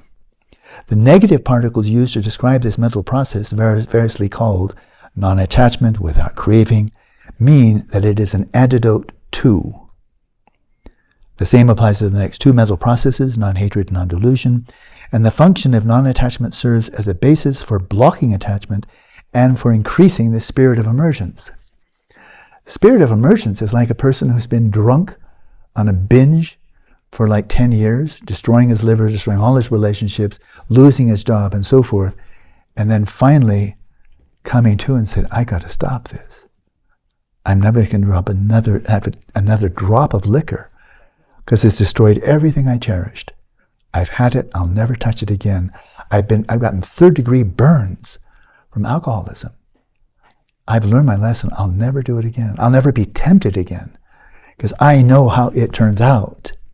Right? It's like that. A spirit of emergence from addiction to alcohol, to money, sex, whatever it may be. And what we are addicted to is samsara. Addicted to lobha, addicted to when we don't get, things don't turn out the way we want, get angry. That's what really strong people do. Are you a wimp or are you a strong person? If you're a strong person, then get angry. Then we show you really got a backbone. If you don't get angry, then what's wrong with you? Wimp, sissy, wuss. What's wrong with you? You're a loser. So we're encouraged. And then be a man. Be somebody. Take charge. You know. So we're living in a culture that just nurtures the 3 poisons as if they're our best friends. So non-hatred, by its own essential nature, is the function of being the loving kindness. Now that's something positive. It's not mere mass absence of hatred. A person could be totally apathetic and just not care about the political scene in America, not care about the environment, not care about this or that, just sitting in front of the television and spacing out. And one could say, well, this person really has no hatred. That's not non-hatred. That's just apathy and stupidity. And so it has the function of being loving kindness. The loving kindness that directly prevents anger no matter which of three things is in view. What are these three things? The three things here are that would otherwise arouse anger or hatred. Harmful living beings, the bad people, the other people, not like us, but the other people, the bad people, the evil people, the other political party, and so forth. People get pissed off at that. Harmful living beings. Actual pain. Some people can just be angry that they're in pain. Without pointing, he did it, she did it. That's the second one. And then the basis of arising of pain, that which produces the pain, such as poison, weapons, thorns, and so forth. These are the three things. Those who do harm, the phenomena of being harmed, and the causes of harm. People can be angry at any one or all three of those things, right? It's not an effective antidote, though. So the functioning of non-hatred serves as a basis for blocking hostility and as a cause for increasing loving kindness and compassion, especially as the basis for producing the strength of forbearance. So positively is loving kindness and its forbearance. That's where the real strength is. I think that's why His Holiness terrifies the Communist Party. Because he just responds with loving kindness. I was listening to a talk of his just a couple of days ago. He gave it just in Gangtok just recently, the last couple of weeks. And he said so mildly, I'm aware of the many hardships and the hardships the Chinese Communist government has brought to people of Tibet. But I don't experience an instant of anger. Not an instant of anger. He's often speaking of his own experience nowadays. Hatred, forget about it. I don't even feel anger. And then he was speaking just of the importance of compassion, compassion, compassion. It was a very simple Dharma talk. That disempowers the people who are tormenting you and your people. Because it's not bringing the elicited and maybe hoped for response, because then they can hammer you back. They can punish you back. If you respond with violence, terrorism, and so forth, then they know. Then you're playing their game. They know exactly what to do. But when the leader of all the Tibetan people, who is an international ethical hero for many, many, many millions of people, when he responds with only loving kindness and compassion to the Chinese Communist government, which right now has kidnapped about a million Tibetan children, incarcerated them in Chinese-run schools where they're prohibited from speaking their language and taught to disdain their own culture, their language, and their religion. They kidnap a million kids, a whole generation of kids. The Dalai Lama, of course, knows about this. And he's not responding with anger. Well, that is just unnerving for the people who are doing it. And then all they can do is just retaliate with slander, abuse, and lying. I think he really terrifies them because they can't figure him out. He doesn't register. He doesn't register. They can't figure him out. And what you don't know, you can really fear. They're right to fear him. They're right to fear him. Because he is standing for truth. And their whole system is based on lies. It has been from the time of Mao, when they came in to liberate the Tibetan people. That's going to have a short lifespan. Any system that's rooted in lies, not going to persist. Truth is always there. Lies come and go. Isn't that true? So,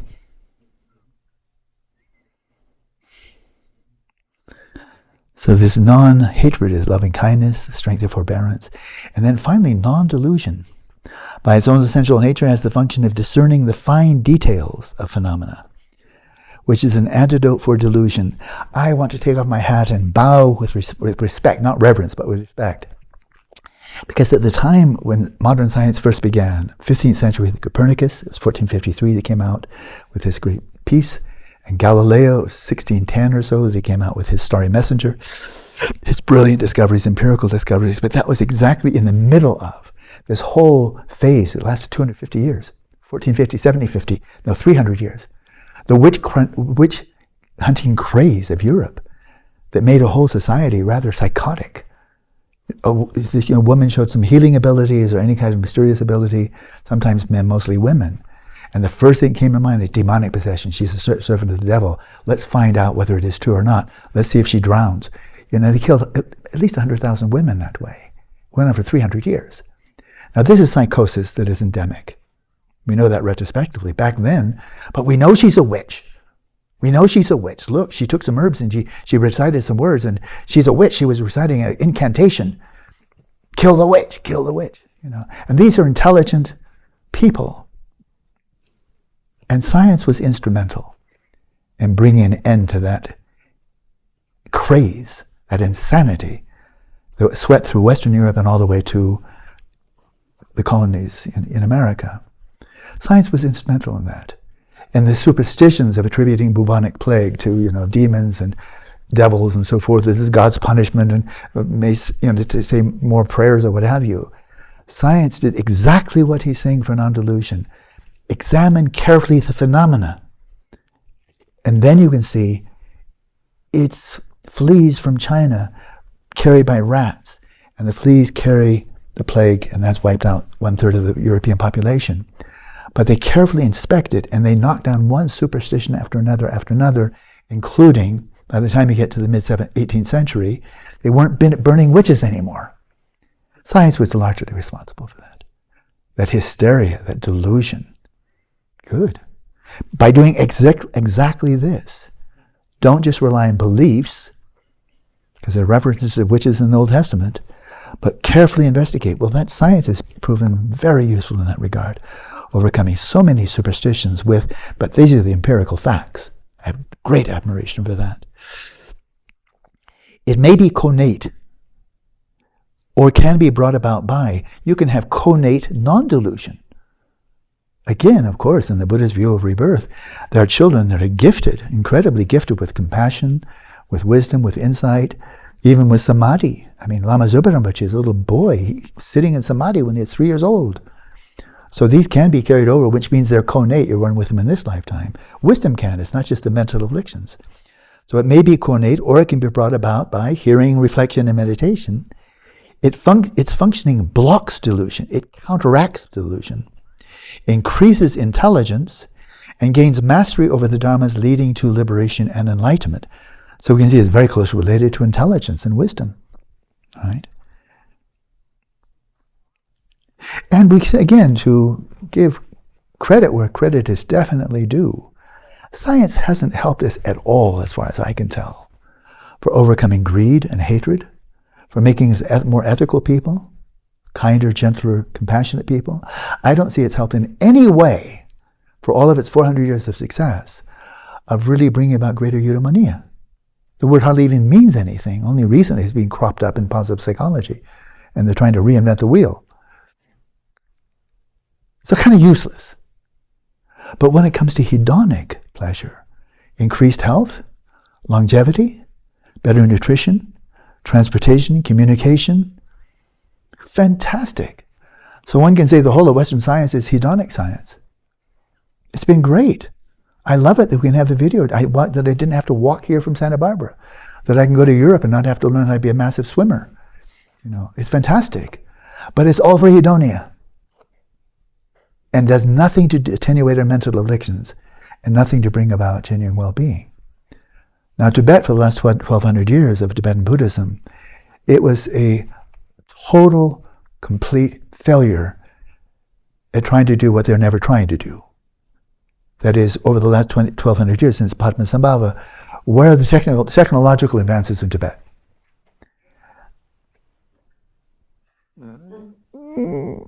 None. The water wheel. Yeah, the water. And I saw one. I was just watching the film of the Lama Nanchopa's pilgrimage, and I saw a water wheel. No, it was a prayer wheel driven by a water mill. The water, and it makes a prayer wheel go around. So that's high tech. That's pretty darn cool. And of course, when I visit Dr. Dekila at her office in LA, my Tibetan doctor, she's got a solar-driven prayer wheel. She puts it on the ledge, and it's sun-driven. Now, they didn't invent that. We got that one. So, but no, Tibetan culture 1,200 years has been a total flop in terms of enhancing the hedonic well-being of the Tibetan people. Except that when you're really happy and virtuous, you tend to enjoy your meals better. And enjoy the weather better, and enjoy being with other people, and you're all harmonious and peaceful and nice to each other. That's hedonia, that's good. So we can see, do we really have to choose? Do we going to go and embrace science with all the hedonic benefits, but none of the really meaningful stuff? Or go where all the meaning is, but then no hedonic benefit? And of course, we don't have to choose. We can have both, one in the service of the other. Hedonia in the service of eudaimonia, not eudaimonia in the service of, hedonia in the eudaimonia in the service of hedonia. I remember there's a center in Berkeley, and a person participating in the center. It's a Center for Greater Good, I think it is called. Dr. Keltner, wonderful man. And it's an excellent center, so I have no criticism at all. But in a conference there, the question came up about happiness. It's all about finding happiness. And one of the participants say, yeah, it's really important to be happy because you can make more money. He wasn't joking. Emotional intelligence in the workplace, so you can make more money. Emotional intelligence, good.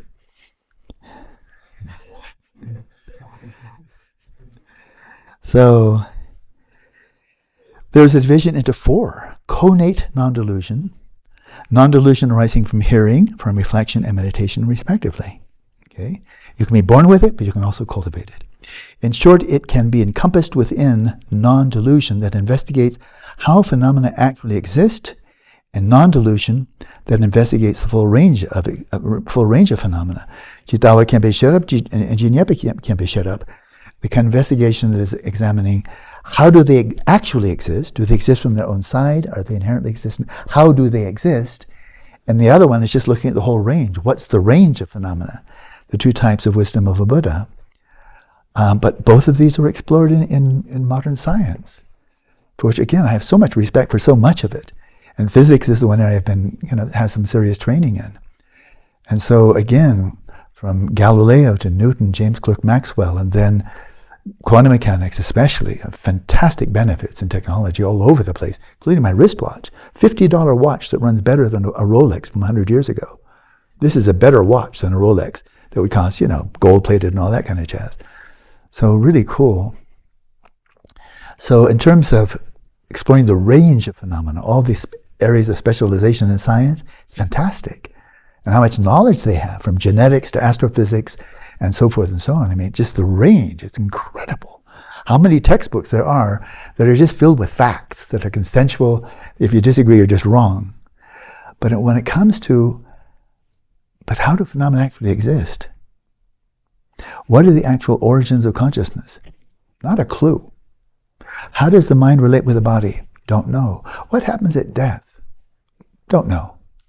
How did life emerge? All we have are beliefs, but we don't know. They've never replicated or created life out of non-life. Don't know. Where did the universe originate from? The Big Bang. Where that came from? Don't know. Is there really a universe out there, really, in space and time? Maybe, maybe not. What happens at the end? Does the universe keep on expanding, or does it collapse into... Don't really know.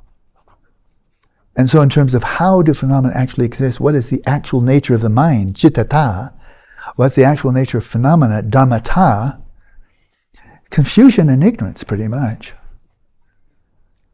But whereas Buddhism doesn't offer remotely the range of knowledge that biochemistry, genetics, astrophysics, and so forth and so on, geology, cosmology, etc., Buddhism doesn't have most of that, of the range. Buddha Dharma shows us right to how do phenomena actually exist. That's the strength. So again, it's a complementarity. I think one is more important. I'd rather have eudaimonia than hedonia. But just enough hedonia would be nice. And so it is not redundant to the intelligence listed among the 5 object ascertaining factors, which is prajna, 5 mental factors, 5 mental processes. Prajna is one of them, and there it simply means intelligence.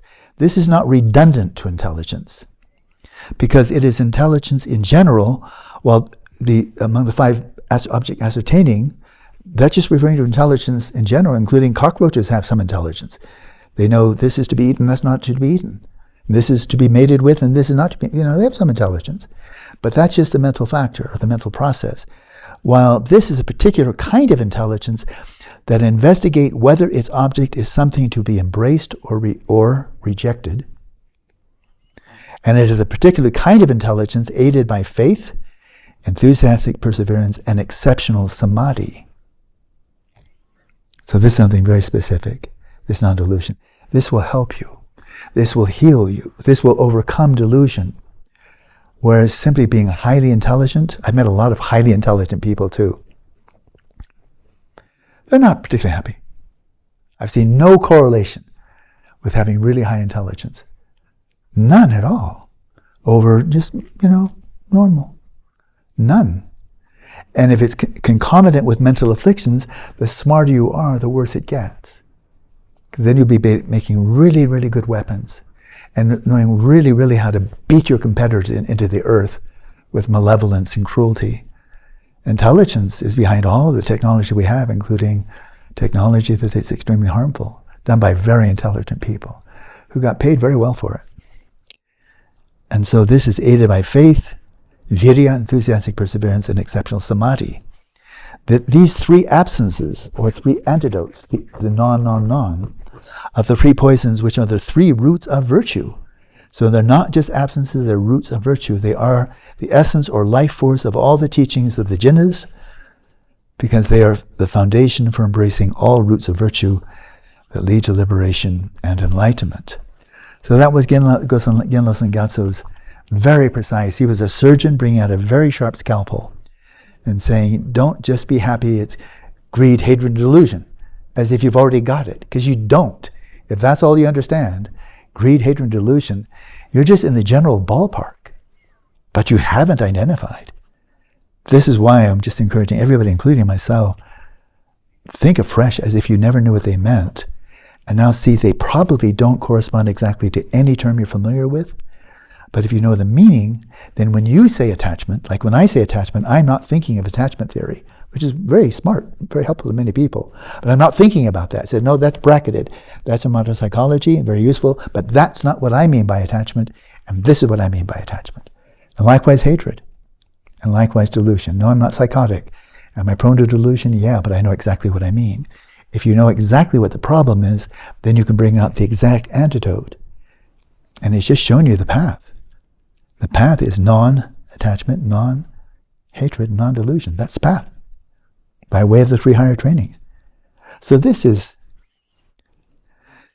as true as the 3 laws of Newton, the 4 equations of Maxwell, James Clerk Maxwell, to explain electromagnetism. It's the same as Schrödinger's wave equation for predicting quantum mechanical effect. These are just true, or they're not. But then it's not saying, well, I've studied for 50 years, you believe me. No. The Buddha didn't say, believe me because I said it because I'm a Buddha. He's asking, is this the case or not? Know it from your own experience, because he's speaking to adults, not little kids. And that's what he's encouraging us to do. In a world that is so filled with pluralism, and so many people absolutely confident that their beliefs, their values, their way of activity is the best and justifiable no matter what. But we know the worst atrocities that human beings have ever committed throughout history. By the people committing them, they see it as fully justified. Or at the very least, hey, I'm just following orders. I'm a soldier. If as a soldier you don't follow orders, you go to prison or they shoot you. What did you expect? I'm just following orders, Well, that's what the followers of dictators have always been saying, and the dictators themselves always have a justification that's completely satisfying to themselves. Every time. It doesn't matter what it is. It doesn't matter how atrocious. They'll always have a reason. It looks bad, but believe me, there's a reason for this, and it's justifiable. That's how delusional we can be. I wrote up this chart. I really enjoy it. I'll go through it quickly. But it's the 3 poisons with the chart. Everybody likes charts, right? I don't know how to make them. She made them for me. But the content I put in. The 3 poisons related to dukkha. I don't think anybody, any tradition, religious, philosophical, scientific, I don't, because I know something, I've studied a bit, I don't see any system of science, philosophy, or religion that really has so deeply analyzed the depth and breadth of dukkha as has the Buddha. I think it's unparalleled. That doesn't mean Buddhism for everybody. But the 3 modes of dukkha, it's breathtaking. The 3 modes of dukkha, suffering of change, all-pervasive suffering of conditioned existence. Well, the 3 poisons are related to the 3 types of suffering. Lobha, that craving. And I know, just go back and you might almost want to memorize it. This is exactly what's meant. And then just to choose a term that will not be correct, but in your mind, this is what you mean by it, and then call it that. Like I call it attachment. But attachment tends to be for something we already have. Craving is for something we don't have. I want it. Craving, I got it. Attachment. But lobha covers both, right? So it's not just craving, it's not just attachment, it's not greed. I mean, greed's an aspect of it.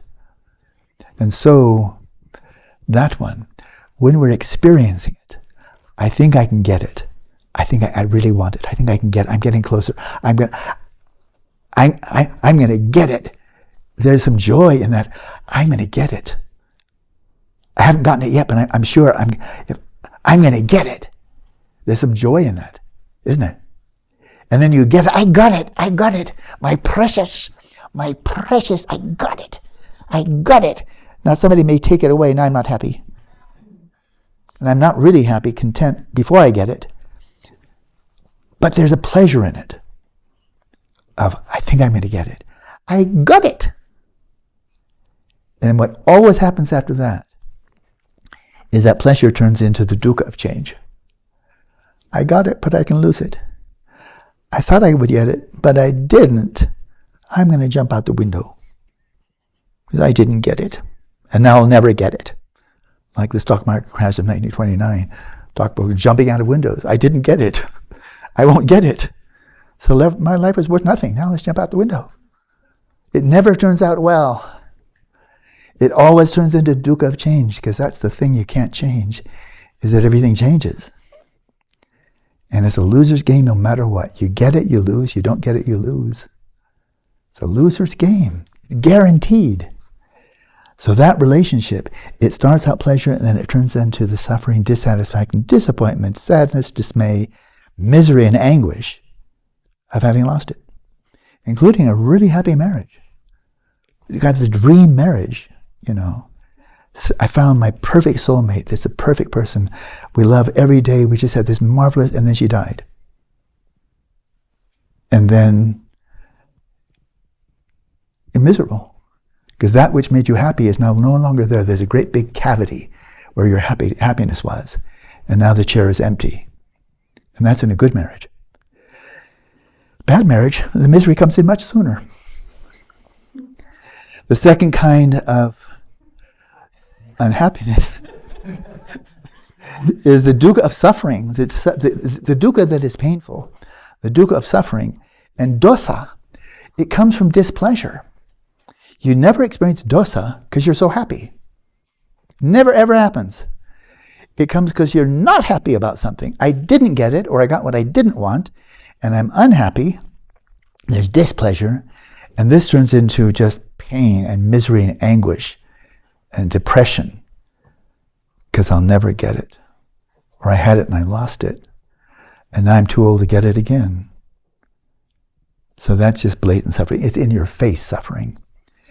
And the third one, the most subtle one, I think Buddhism may be the only tradition in the world that even identifies this as dukkha. The other two, yeah, definitely. Everybody knows suffering of suffering. And the Hindu tradition, the Christian tradition, other great religions, they know about the suffering of greed, of craving, and so forth. They know about that. It's good. But this pervasive dukkha of conditioned existence, it starts out with indifference. You're just sitting there. You're just sitting there. But you're wallowing in a pool of fundamental dissatisfaction. Fundamental dissatisfaction. You're sitting there, and for no reason you can't point it to any person. You're in good health. You're not terribly old. You're not sick. You're not poor. And you're sitting there and just, oh, I just want to shoot myself. What's the point? What's the point? It starts with indifference, and then it just goes right into this dukkha. It's pervasive. It pervades all of the three realms, form, formless, and desire, of conditioned existence. It's a fundamental dissatisfaction that goes from conditioned existence, kyapa duche kidunga, and it comes from identifying with or appropriating body and mind, which are conditioned. Impermanent body, impermanent mind, and your friends, your possessions, your country, your basketball team, and so forth. But appropriating and identifying with conditioned phenomena. And they're subject to change. So you'll never find satisfaction because you get a little bit, then it changes, and then you're not satisfied anymore. And so that's a problem, fundamental. If you're identifying with conditioned phenomena, like your body and your mind, your emotions, your history, your personality, let alone your friends and possessions and everything else, then you are condemned. You are in an ocean of dissatisfaction, and there's going to be no way out. You can never improve samsara, that it winds up to be enduringly satisfying. That's deep. The remedy for lopa is anti-lopa. And a lot of religions teach that. Renunciation, craving, greed, sensual pleasure, and so forth and so on. Never give satisfaction. That's Socrates, it's Christianity, it's Hinduism, all over the place. It's good. A lot of the wisdom traditions recognize anger, hatred, bad. And they have antidotes. Loving kindness. Love your neighbor as yourself, even if your neighbor is a Palestinian, or a Jew, or a Russian, or a Ukrainian. They're your neighbors, so love them. Okay, well, all the great wise people say that, but this one's deep. This is really deep. Not many people talk about this. And what's the antidote for moha? Anti-moha. It's wisdom, it's intelligent, carefully investigating nature phenomena, the range, and how they actually exist. And you can overcome connate delusion, and you can be free. But that's deep, that's wisdom. So that's relating the three poisons, the three dukkhas. Isn't that pretty cool? And that's just where we are already. But then you start practicing Dharma, and you hear about shamatha. When I first heard about it, I thought, I've never heard anything like this before. I knew Christianity moderately well. I studied Western philosophy, Western science quite a bit. But when I was studying Lamrim with Kishingo and Taike back in 72, 73, 71 and 72, then like that, I'd never heard anything about shamatha before, anything like it. Not in religion. That never came up in the First Baptist Church of Covina. Samadhi? No, they didn't talk about that. And philosophy? They don't talk about, no. William James thought it was really important, but didn't have a clue how to develop it. And he was the best. And in science, no. I mean, there's been outstanding study of attention for more than a century now. Really good. And I've heard one of the world experts speak for 2.5 hours on attention. I invited her to a Mind and Life conference. She's Princeton, world class, famous. She spoke for 2.5 hours and never even raised the question of whether attention could be developed. Never came up. She just spoke of one optical illusion, auditory illusion, and now it's unreliable, and first person experience is unreliable, and we're basically hallucinating all the time. And I thought, you're telling us we're hallucinating all the time. Are you hallucinating all the time as well? In which case, why should we believe a thing you're saying? Because you're hallucinating. I don't think they actually made that self-reflective. They're talking about other people hallucinating all the time, but they're scientists, so I get, I just found it a complete waste of time. Because they never asked the important questions. Our attention is faulty. Can it be refined? If so, how do we do it? And what are the benefits? Now, those are the important questions. Never even came up. In 100 years of psychological studies of attention, I don't see that ever came up, or if it came up, it just disappeared again without a trace. Whereas this is the strength of India for 5,000 years. But of course they're Asian, what do they know? So when you develop shamatha and you really achieve it, you climb up Mount Shamatha on the 9th stage and you come to shamatha, and your coarse mind dissolves into the substrate consciousness. Well, you all know, your old hands, bliss, luminosity, and non-conceptuality, right? Craving, attachment, dissolves into bliss. It has a kind of a blissful nature already, right? I want it, I'm going to get it, I got it. It dissolves into bliss, which is not a mental affliction. Absolutely not. Anger, which is so sharp, it's like a blowtorch. It's like fire, burning with anger. I'm burning up at this person. Arr. And then you dissolve, and that blistering light of anger dissolves into luminosity. That's not a mental affliction.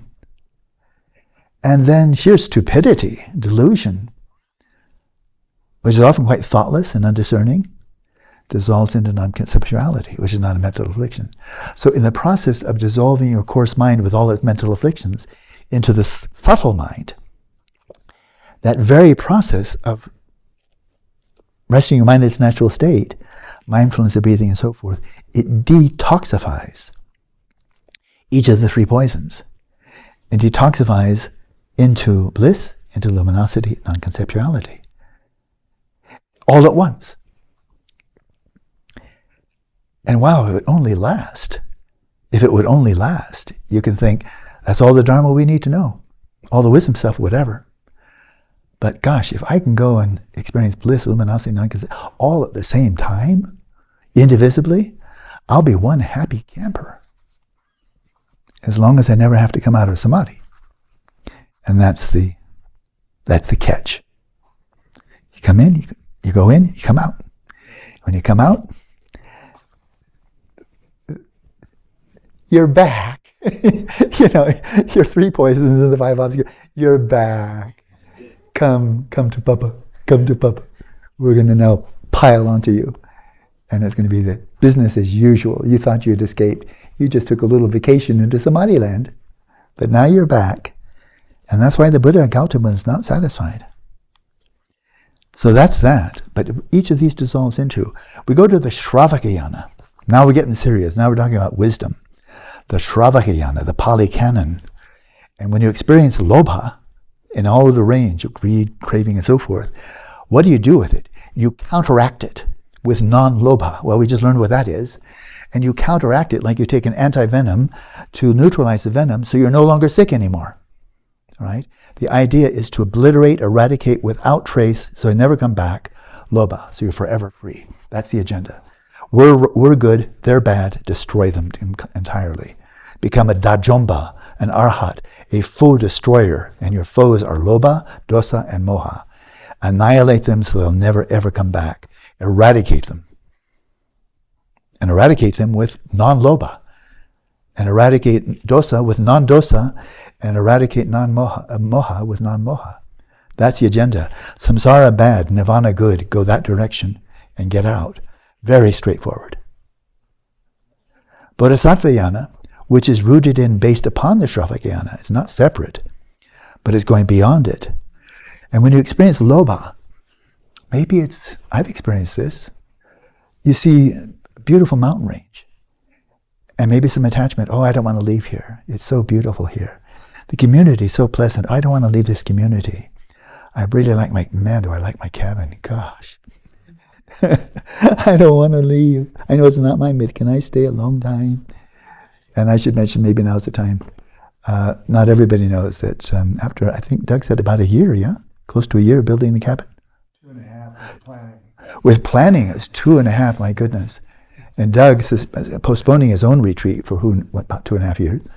But the many people that donated, lots and lots of people donated money.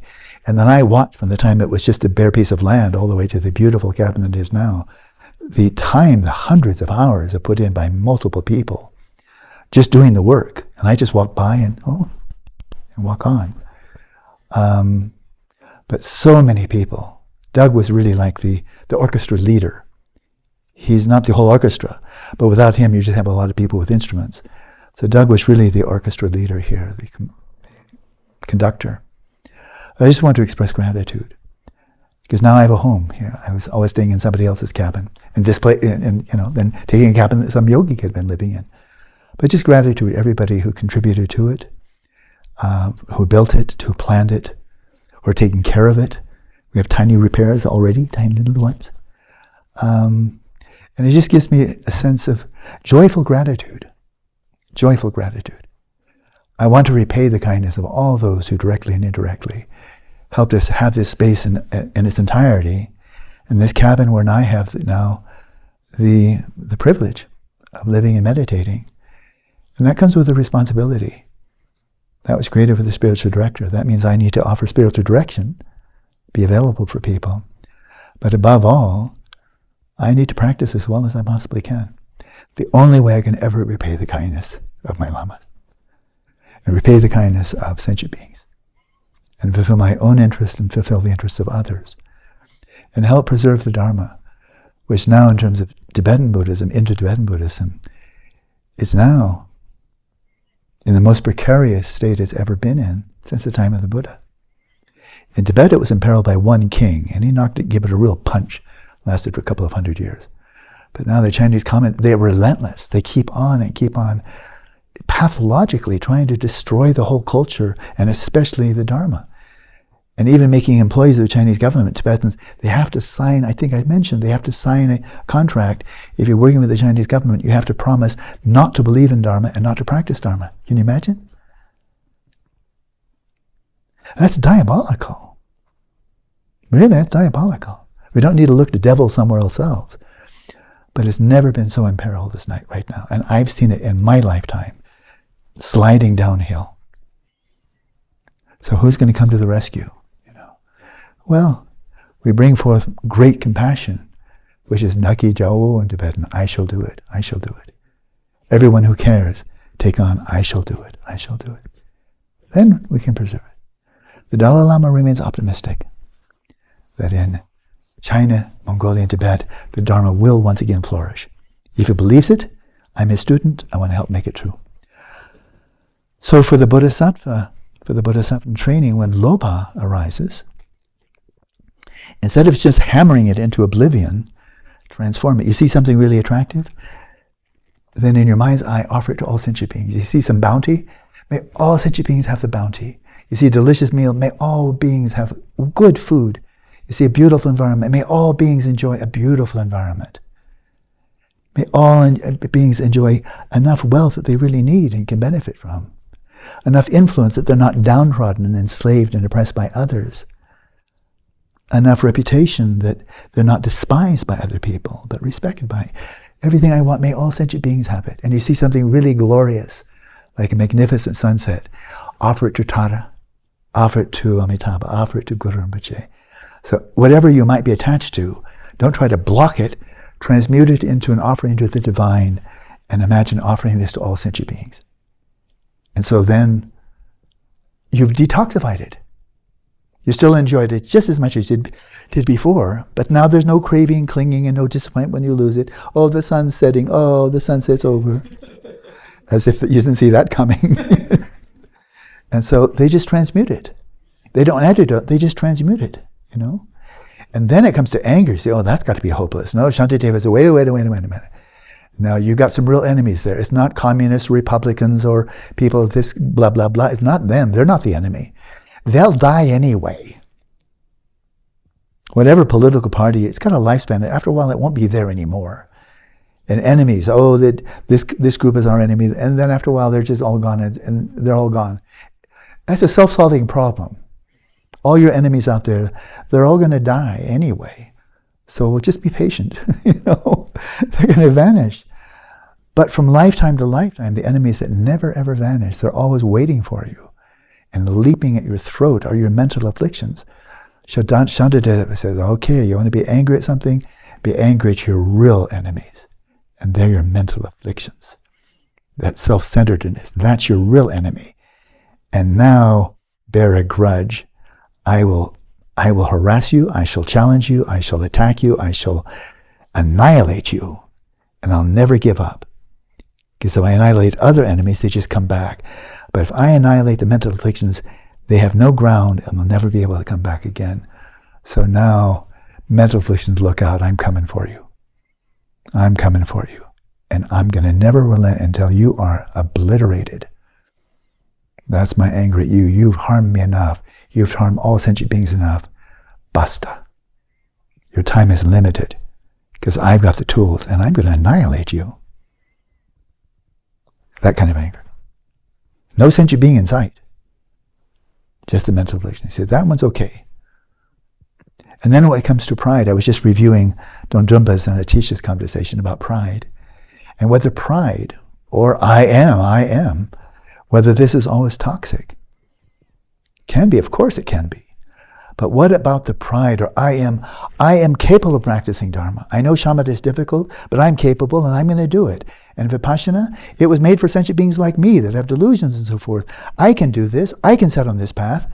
Not going to be easy, but there's nothing else as worth doing as this. And I will succeed. I've got superb teachers, superb Dharma, I'm in good health, my mind is still intact. I can do this, and I will do this. And so look out. I'm never giving up. I'm confident that if I persist, I will succeed. That's not toxic. There are no losers there. So pride, or I am, doesn't have to be toxic. It can actually be a liberating force to get through all the obstacles, all the upheavals, because you have confidence. So they transform. And then we get to Vajrayana with all of the state of degeneration, completion, dissolving everything in emptiness, transmuting desire, as we see in all of the sexual imagery, transmuting anger as Yamataka, Mahakala, and so forth and so on, transmuting delusion into wisdom. And so transmuting, detoxifying and transmuting very actively in state of degeneration and completion. And in Dzogchen, through just this complete releasing of all appropriation of body and mind, not thinking any more thoughts, not appropriating emotions, not appropriating desires. As they say in Mahamudra, rest without desire, without modifying, without striving. All the things you do with your mind, normally for everything, don't do any of it. And then without having to actively transform or transmute the mental afflictions into something positive, the mental afflictions release themselves. And in the absence of, the disappearing of the mental afflictions, in the place of, now that that's shifted, and your perspective has shifted from that of dualistic perspective, dissolving that into pristine awareness, that which previously appeared as craving and attachment, appears as the primordial consciousness of discernment, Buddha quality. That which previously appeared like anger and hatred is now manifesting as mirror-like primordial consciousness. And that which previously, from a dualistic perspective, looked like delusion, the big root of evil and misery, is now, from the perspective of pristine awareness, is seen as the primordial consciousness of the absolute space of phenomena. Each of these is now unveiled for its actual nature. Its actual nature is Buddha mind, facets of primordial consciousness. That's pretty sweet.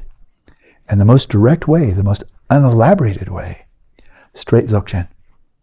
You don't necessarily have to do all the visualization and mantras and rituals and so forth, which can, of course, be very beneficial, but not indispensable. This straight route taught in the Vajra Essence and so forth, very straight, very unelaborated. And then you're talking about not only the possibility of achieving enlightenment in a few lifetimes, but actually this one, rainbow body in this lifetime. So you're taking the same three poisons, and now, as so many of the great Dzogchen masters say, no longer are these obstacles to your practice. They're actually aids to your practice. It's powerful stuff. 3 poisons in a nice chart here. It's already 2 hours. I think that's enough. So I'm going to take the last part. It's rather short and very, very meaningful. But it's late in the afternoon now, and I don't want this to be kind of the tail of the dog when already tired and so forth. But you remember there was the refutation. Remember, this is Gakshak Bong Sum. It's classic in the whole Nalanda tradition. You're about to enter into an encounter, and you see the other person is suffering from some real strong delusions. Like I mentioned, difference between belief and knowledge. If you want to enter into many of the sciences, you kind of implicitly have to sign on the dotted line. Yes, you can't have science without affirming that matter is fundamental to the universe. If you don't believe that, then find something, be an artist, be a plumber, anything else. But there are many scientists who believe this is not a metaphysic. You can't have science without materialism. That's from the mid-19th century, Thomas Huxley. Everything can be boiled down to matter. If you give an explanation and it's not material and not objective, it's not an explanation. And that's something you have to believe. And what I found very problematic is when materialism is presented as a fact as much as the neurocorrelates in the brain of a specific emotion. Those are facts. But the students are given the chance to distinguish because they're given it all chock-a-block, everything melted together, the beliefs of scientific materialism, which is based on blind faith. Because it's not a scientific conclusion any more than belief in God is a scientific conclusion. No, it's belief. True or false, it's a belief. And that's at the root of especially the mind sciences. By and large, there are exceptions. And so that I spent a time, maybe rather painful, and I don't enjoy it. But this is so ubiquitous, and its influence on education, government funding, politics, media is so ubiquitous, and it's so toxic, and it's so fraudulent. I say, I have to refute this. Not many people are doing it, especially on the Buddhist side. But if that's true, then all of Buddhism is false, so we may as well go home. And so that was refuted. Okay, but now I don't have to do that anymore. But it is, bear in mind, that's the air that most people breathe in our society. In China, it's a state religion. And then the presentation, I've just finished with the presentation of some of the most fundamental, important questions we can ever ask. Why am I still suffering? I'm in good health, I have good circumstances. Why the dissatisfaction? Why do I get upset easily? Why do I do things that are not conducive to my own well-being? What's wrong with me? And why do I say some things sometimes that are just, why do I do, and why do they do that? And why are they doing that? What's wrong with these people? And we often ask that rhetorically. I'm not going to be specific. But what's wrong with these people? Politically, environmentally, what's wrong with these people? And then we just stare at the sky and scream. But there's an answer. What's wrong with these people? It's called lobha, dosa, and moha. If they didn't have that, we would have no political problems. We would solve the environmental crisis very quickly, because people would come to their senses as if they've been drunk for the last 150 years. And the political problems would cease, and the weapons of massive destruction, they'd go into the waste bin, and the environment would be restored. What's wrong with these people? There's an answer. It's lobha and dosa and moha. And there's antidotes, and we can be free. And you don't have to believe in reincarnation or karma. You don't have to take refuge in the Buddha any more than you have to take refuge in Newton to believe his laws. It's just true. And it's right here in the palm of the hand for anybody that wants it. Religious or not religious. And it's not a belief. It's you can see for yourself, as they said in the Pali Canon, ehipasika, come and see. Come and see for yourself. Not just because the Buddha was charismatic, and I'm sure he was, or that his senior disciples, the Aryas, were incredibly serene and peaceful and kind. That's sweet. That's very nice. But that's not enough. A lot of people are very sweet. That doesn't mean they're Aryas. Come and see for yourself. It's not belief. It starts out with open-minded inquiry, with intelligence and a passion to put the teachings into practice. The three qualities that make you a suitable listener of the Dharma. So he's addressed, I think, the deepest questions we have. Why are we suffering, and how can I be happy? And why do people act in ways that are contrary to their own self-interest, let alone harmful to others? And why am I prone to the same? And they sound like rhetorical questions. Go figure, or genetics, or natural selection, all beliefs. All beliefs. All the disciples of the Buddha were sentient beings conditioned by genetics and natural selection. They still achieved arhatship. And the bodhisattvas who are not bodhisattvas became bodhisattvas despite genetics and natural selection. They became bodhisattvas. They reached the path by hearing, thinking, and meditation.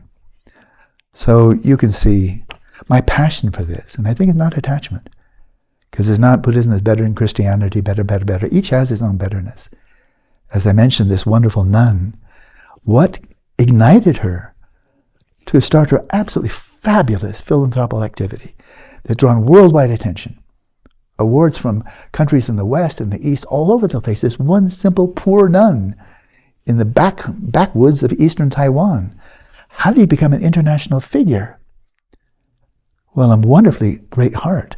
But what aroused her to start helping people who are ill and poor and so forth? It was a Christian nun. They said, we do this in Christianity. We start schools and orphanages and hospitals and so forth. Why don't you Buddhists do that? Yeah, why not? And she's been fabulously successful. One poor person, not much education. So this doesn't have boundaries on it. Was that Buddhist philanthropy or was it Christian philanthropy? Was it religious or was it not religious? No, it's just good. And virtue has no ownership. So I was looking forward to giving this talk because it's overwhelmingly positive and it unites us all. Scientific materialism is a toxic dogma. Many scientific materialists are very, very fine people. I've met them. Philanthropic, ethical, good-hearted, compassionate. And they're burdened with a metaphysical system, but it hasn't ruined them. So this is not against people. There are views that are toxic. There are views that are beneficial. And the Buddha said, figure it out for yourself. See for yourself which views are really harmful, lead to harmful behavior, and which lead to long-lasting well-being and happiness. So bring it right back to us, each one responsible for our own well-being. And then when we see our interconnectedness with all those around us, that's when we see there's only one way forward that makes any sense. It's a bodhisattva way. To act as if your own well-being is independent and isolated, separate from everybody else, that doesn't make any sense because it's not true. So it's a natural evolution from striving for one's own liberation until you open your eyes and say, oh, we're all in this together? Then I have no choice. It makes no sense to strive for my own well-being as if it's unrelated to anybody else. That makes no sense. So then the bodhisattva path awaits you, awaits us all. And in times that are as urgent as dire, catastrophic as the ones we're living now, we need very powerful medicine. Very powerful medicine. And in the whole panorama of Buddhist methods and wisdom, pretty clear to me there's nothing higher than Dzogchen. And it's been said for centuries, in the worst of times, when you're wondering how could anything get worse than they are now, more degenerate, how could it be more degenerate without just total obliteration of civilization when it gets that bad, where it's never been this bad before? That's when Dzogchen really rises up in its power, the most powerful. And we've been blessed by a very powerful lineage. And each one has its own power. I'm not going to say it's better. I never thought it's better. Otherwise we just take all the people following other lineages in Nyingma, let alone the Gelugpas and Sakyavas and so on. No, it's not better. But it's very profound. If we have the connection to it, the faith in it, the wish to put it into practice, then we're ready. As the Lakeborn Vajra said, if you have faith you want to put in practice, don't worry about whether you're qualified, whether you're a suitable vessel. Forget about it and get on with it. Jump in. The water is fine. That's what we're here for, because there's nothing more worthwhile to do. And if we think there's something more worthwhile than being here and devoting ourselves heart and soul day and night, if there's something better to do, then I say, then go off and do it. With my blessing, pat on the back. If there's something more worthwhile, I know it's not more worthwhile for me, but it's more worthwhile for you, then do it. And I'll see you later. I'll see you later. Because sooner or later you're going to come back to Dharma again. Because nothing else works. Nothing apart from Dharma works. Lots of promises, no carry through. So that's it. So I will cover the rebuttal. You remember? Refutation, presentation, and rebuttal. Give you a tease of this to be in like 2 or 3 minutes. So a person is a skeptic. Buddha encouraged skepticism, right? So now I'm not going to ridicule anybody. I'm going to say, okay, Alan, I've heard your 4 hours now. And you're saying that contemplative practice, Dharma practice, interior transformation, really can be a kind of science, a contemplative science, gives rise to knowledge. I don't buy it. I mean, you're a nice guy, Alan. You seem pretty harmless. But it doesn't hold water, what you're saying. Because science has to be consensual. And science has to be public. And you make a hypothesis, you test it, and there has to be corroboration by other scientists. You can't just say, I know this. Because how do you know whether you know? And if you know, how does anybody else know that you know? And by the way, have you noticed that mystics, Hindu mystics, differ from what they say from the Christians? They differ from the Jews. They differ from the Buddhists. They differ from the Hindus. You guys don't agree on anything. You're like Western philosophers. You don't agree on anything. So you bunch of mystics, I'm sorry, but this is not science. It may be very nice, and I think you're really sweet folks. At least you're harmless. As one hardcore materialist said, well, what you can say about those mystics is, well, at least they're not hurting anybody. And that we can say here, we're not hurting anybody and not starting any wars. We're not doing intercontemplative, warfare. My way is better than your way. We're not doing that. But, the skeptic would just say, what you're doing is really sweet. And I'm sure it makes you really happy. And I'm quite sure it decreases your stress level, which is good. Because that's what meditation really seems to be about.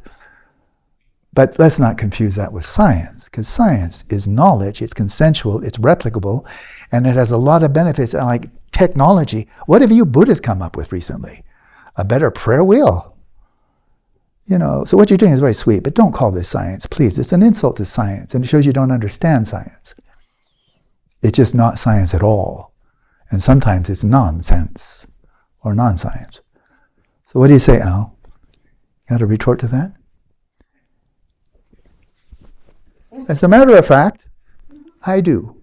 I'll bring my friend with me, Shantideva, and he will answer you. He will answer you. That'll be in six weeks.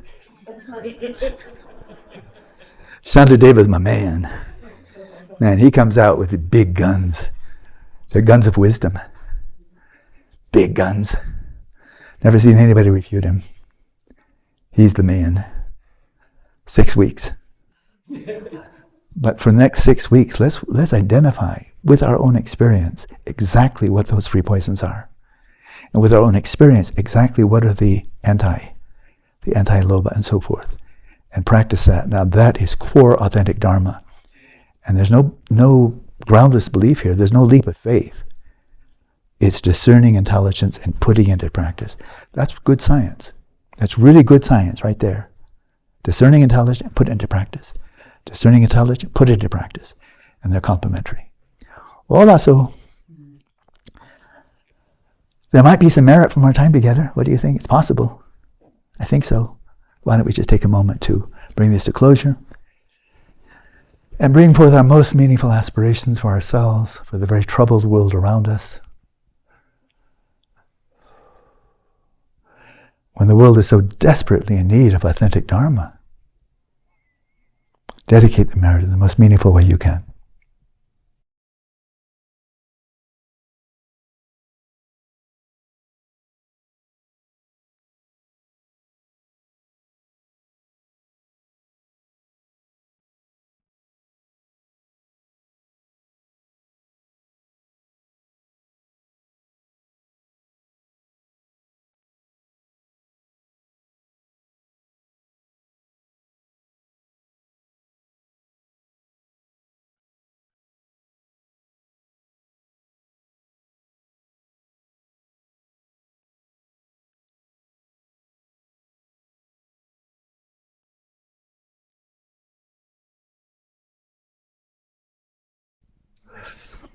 Wallace. So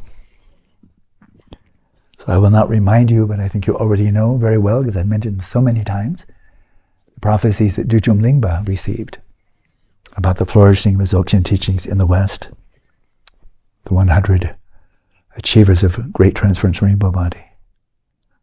right? That's this lineage. It doesn't make it superior, but it makes it very special. And we can ask, if not our generation, Gyatro Rinpoche has now passed away. Yangdrung Rinpoche has passed away. Genlam Rinpoche has passed away.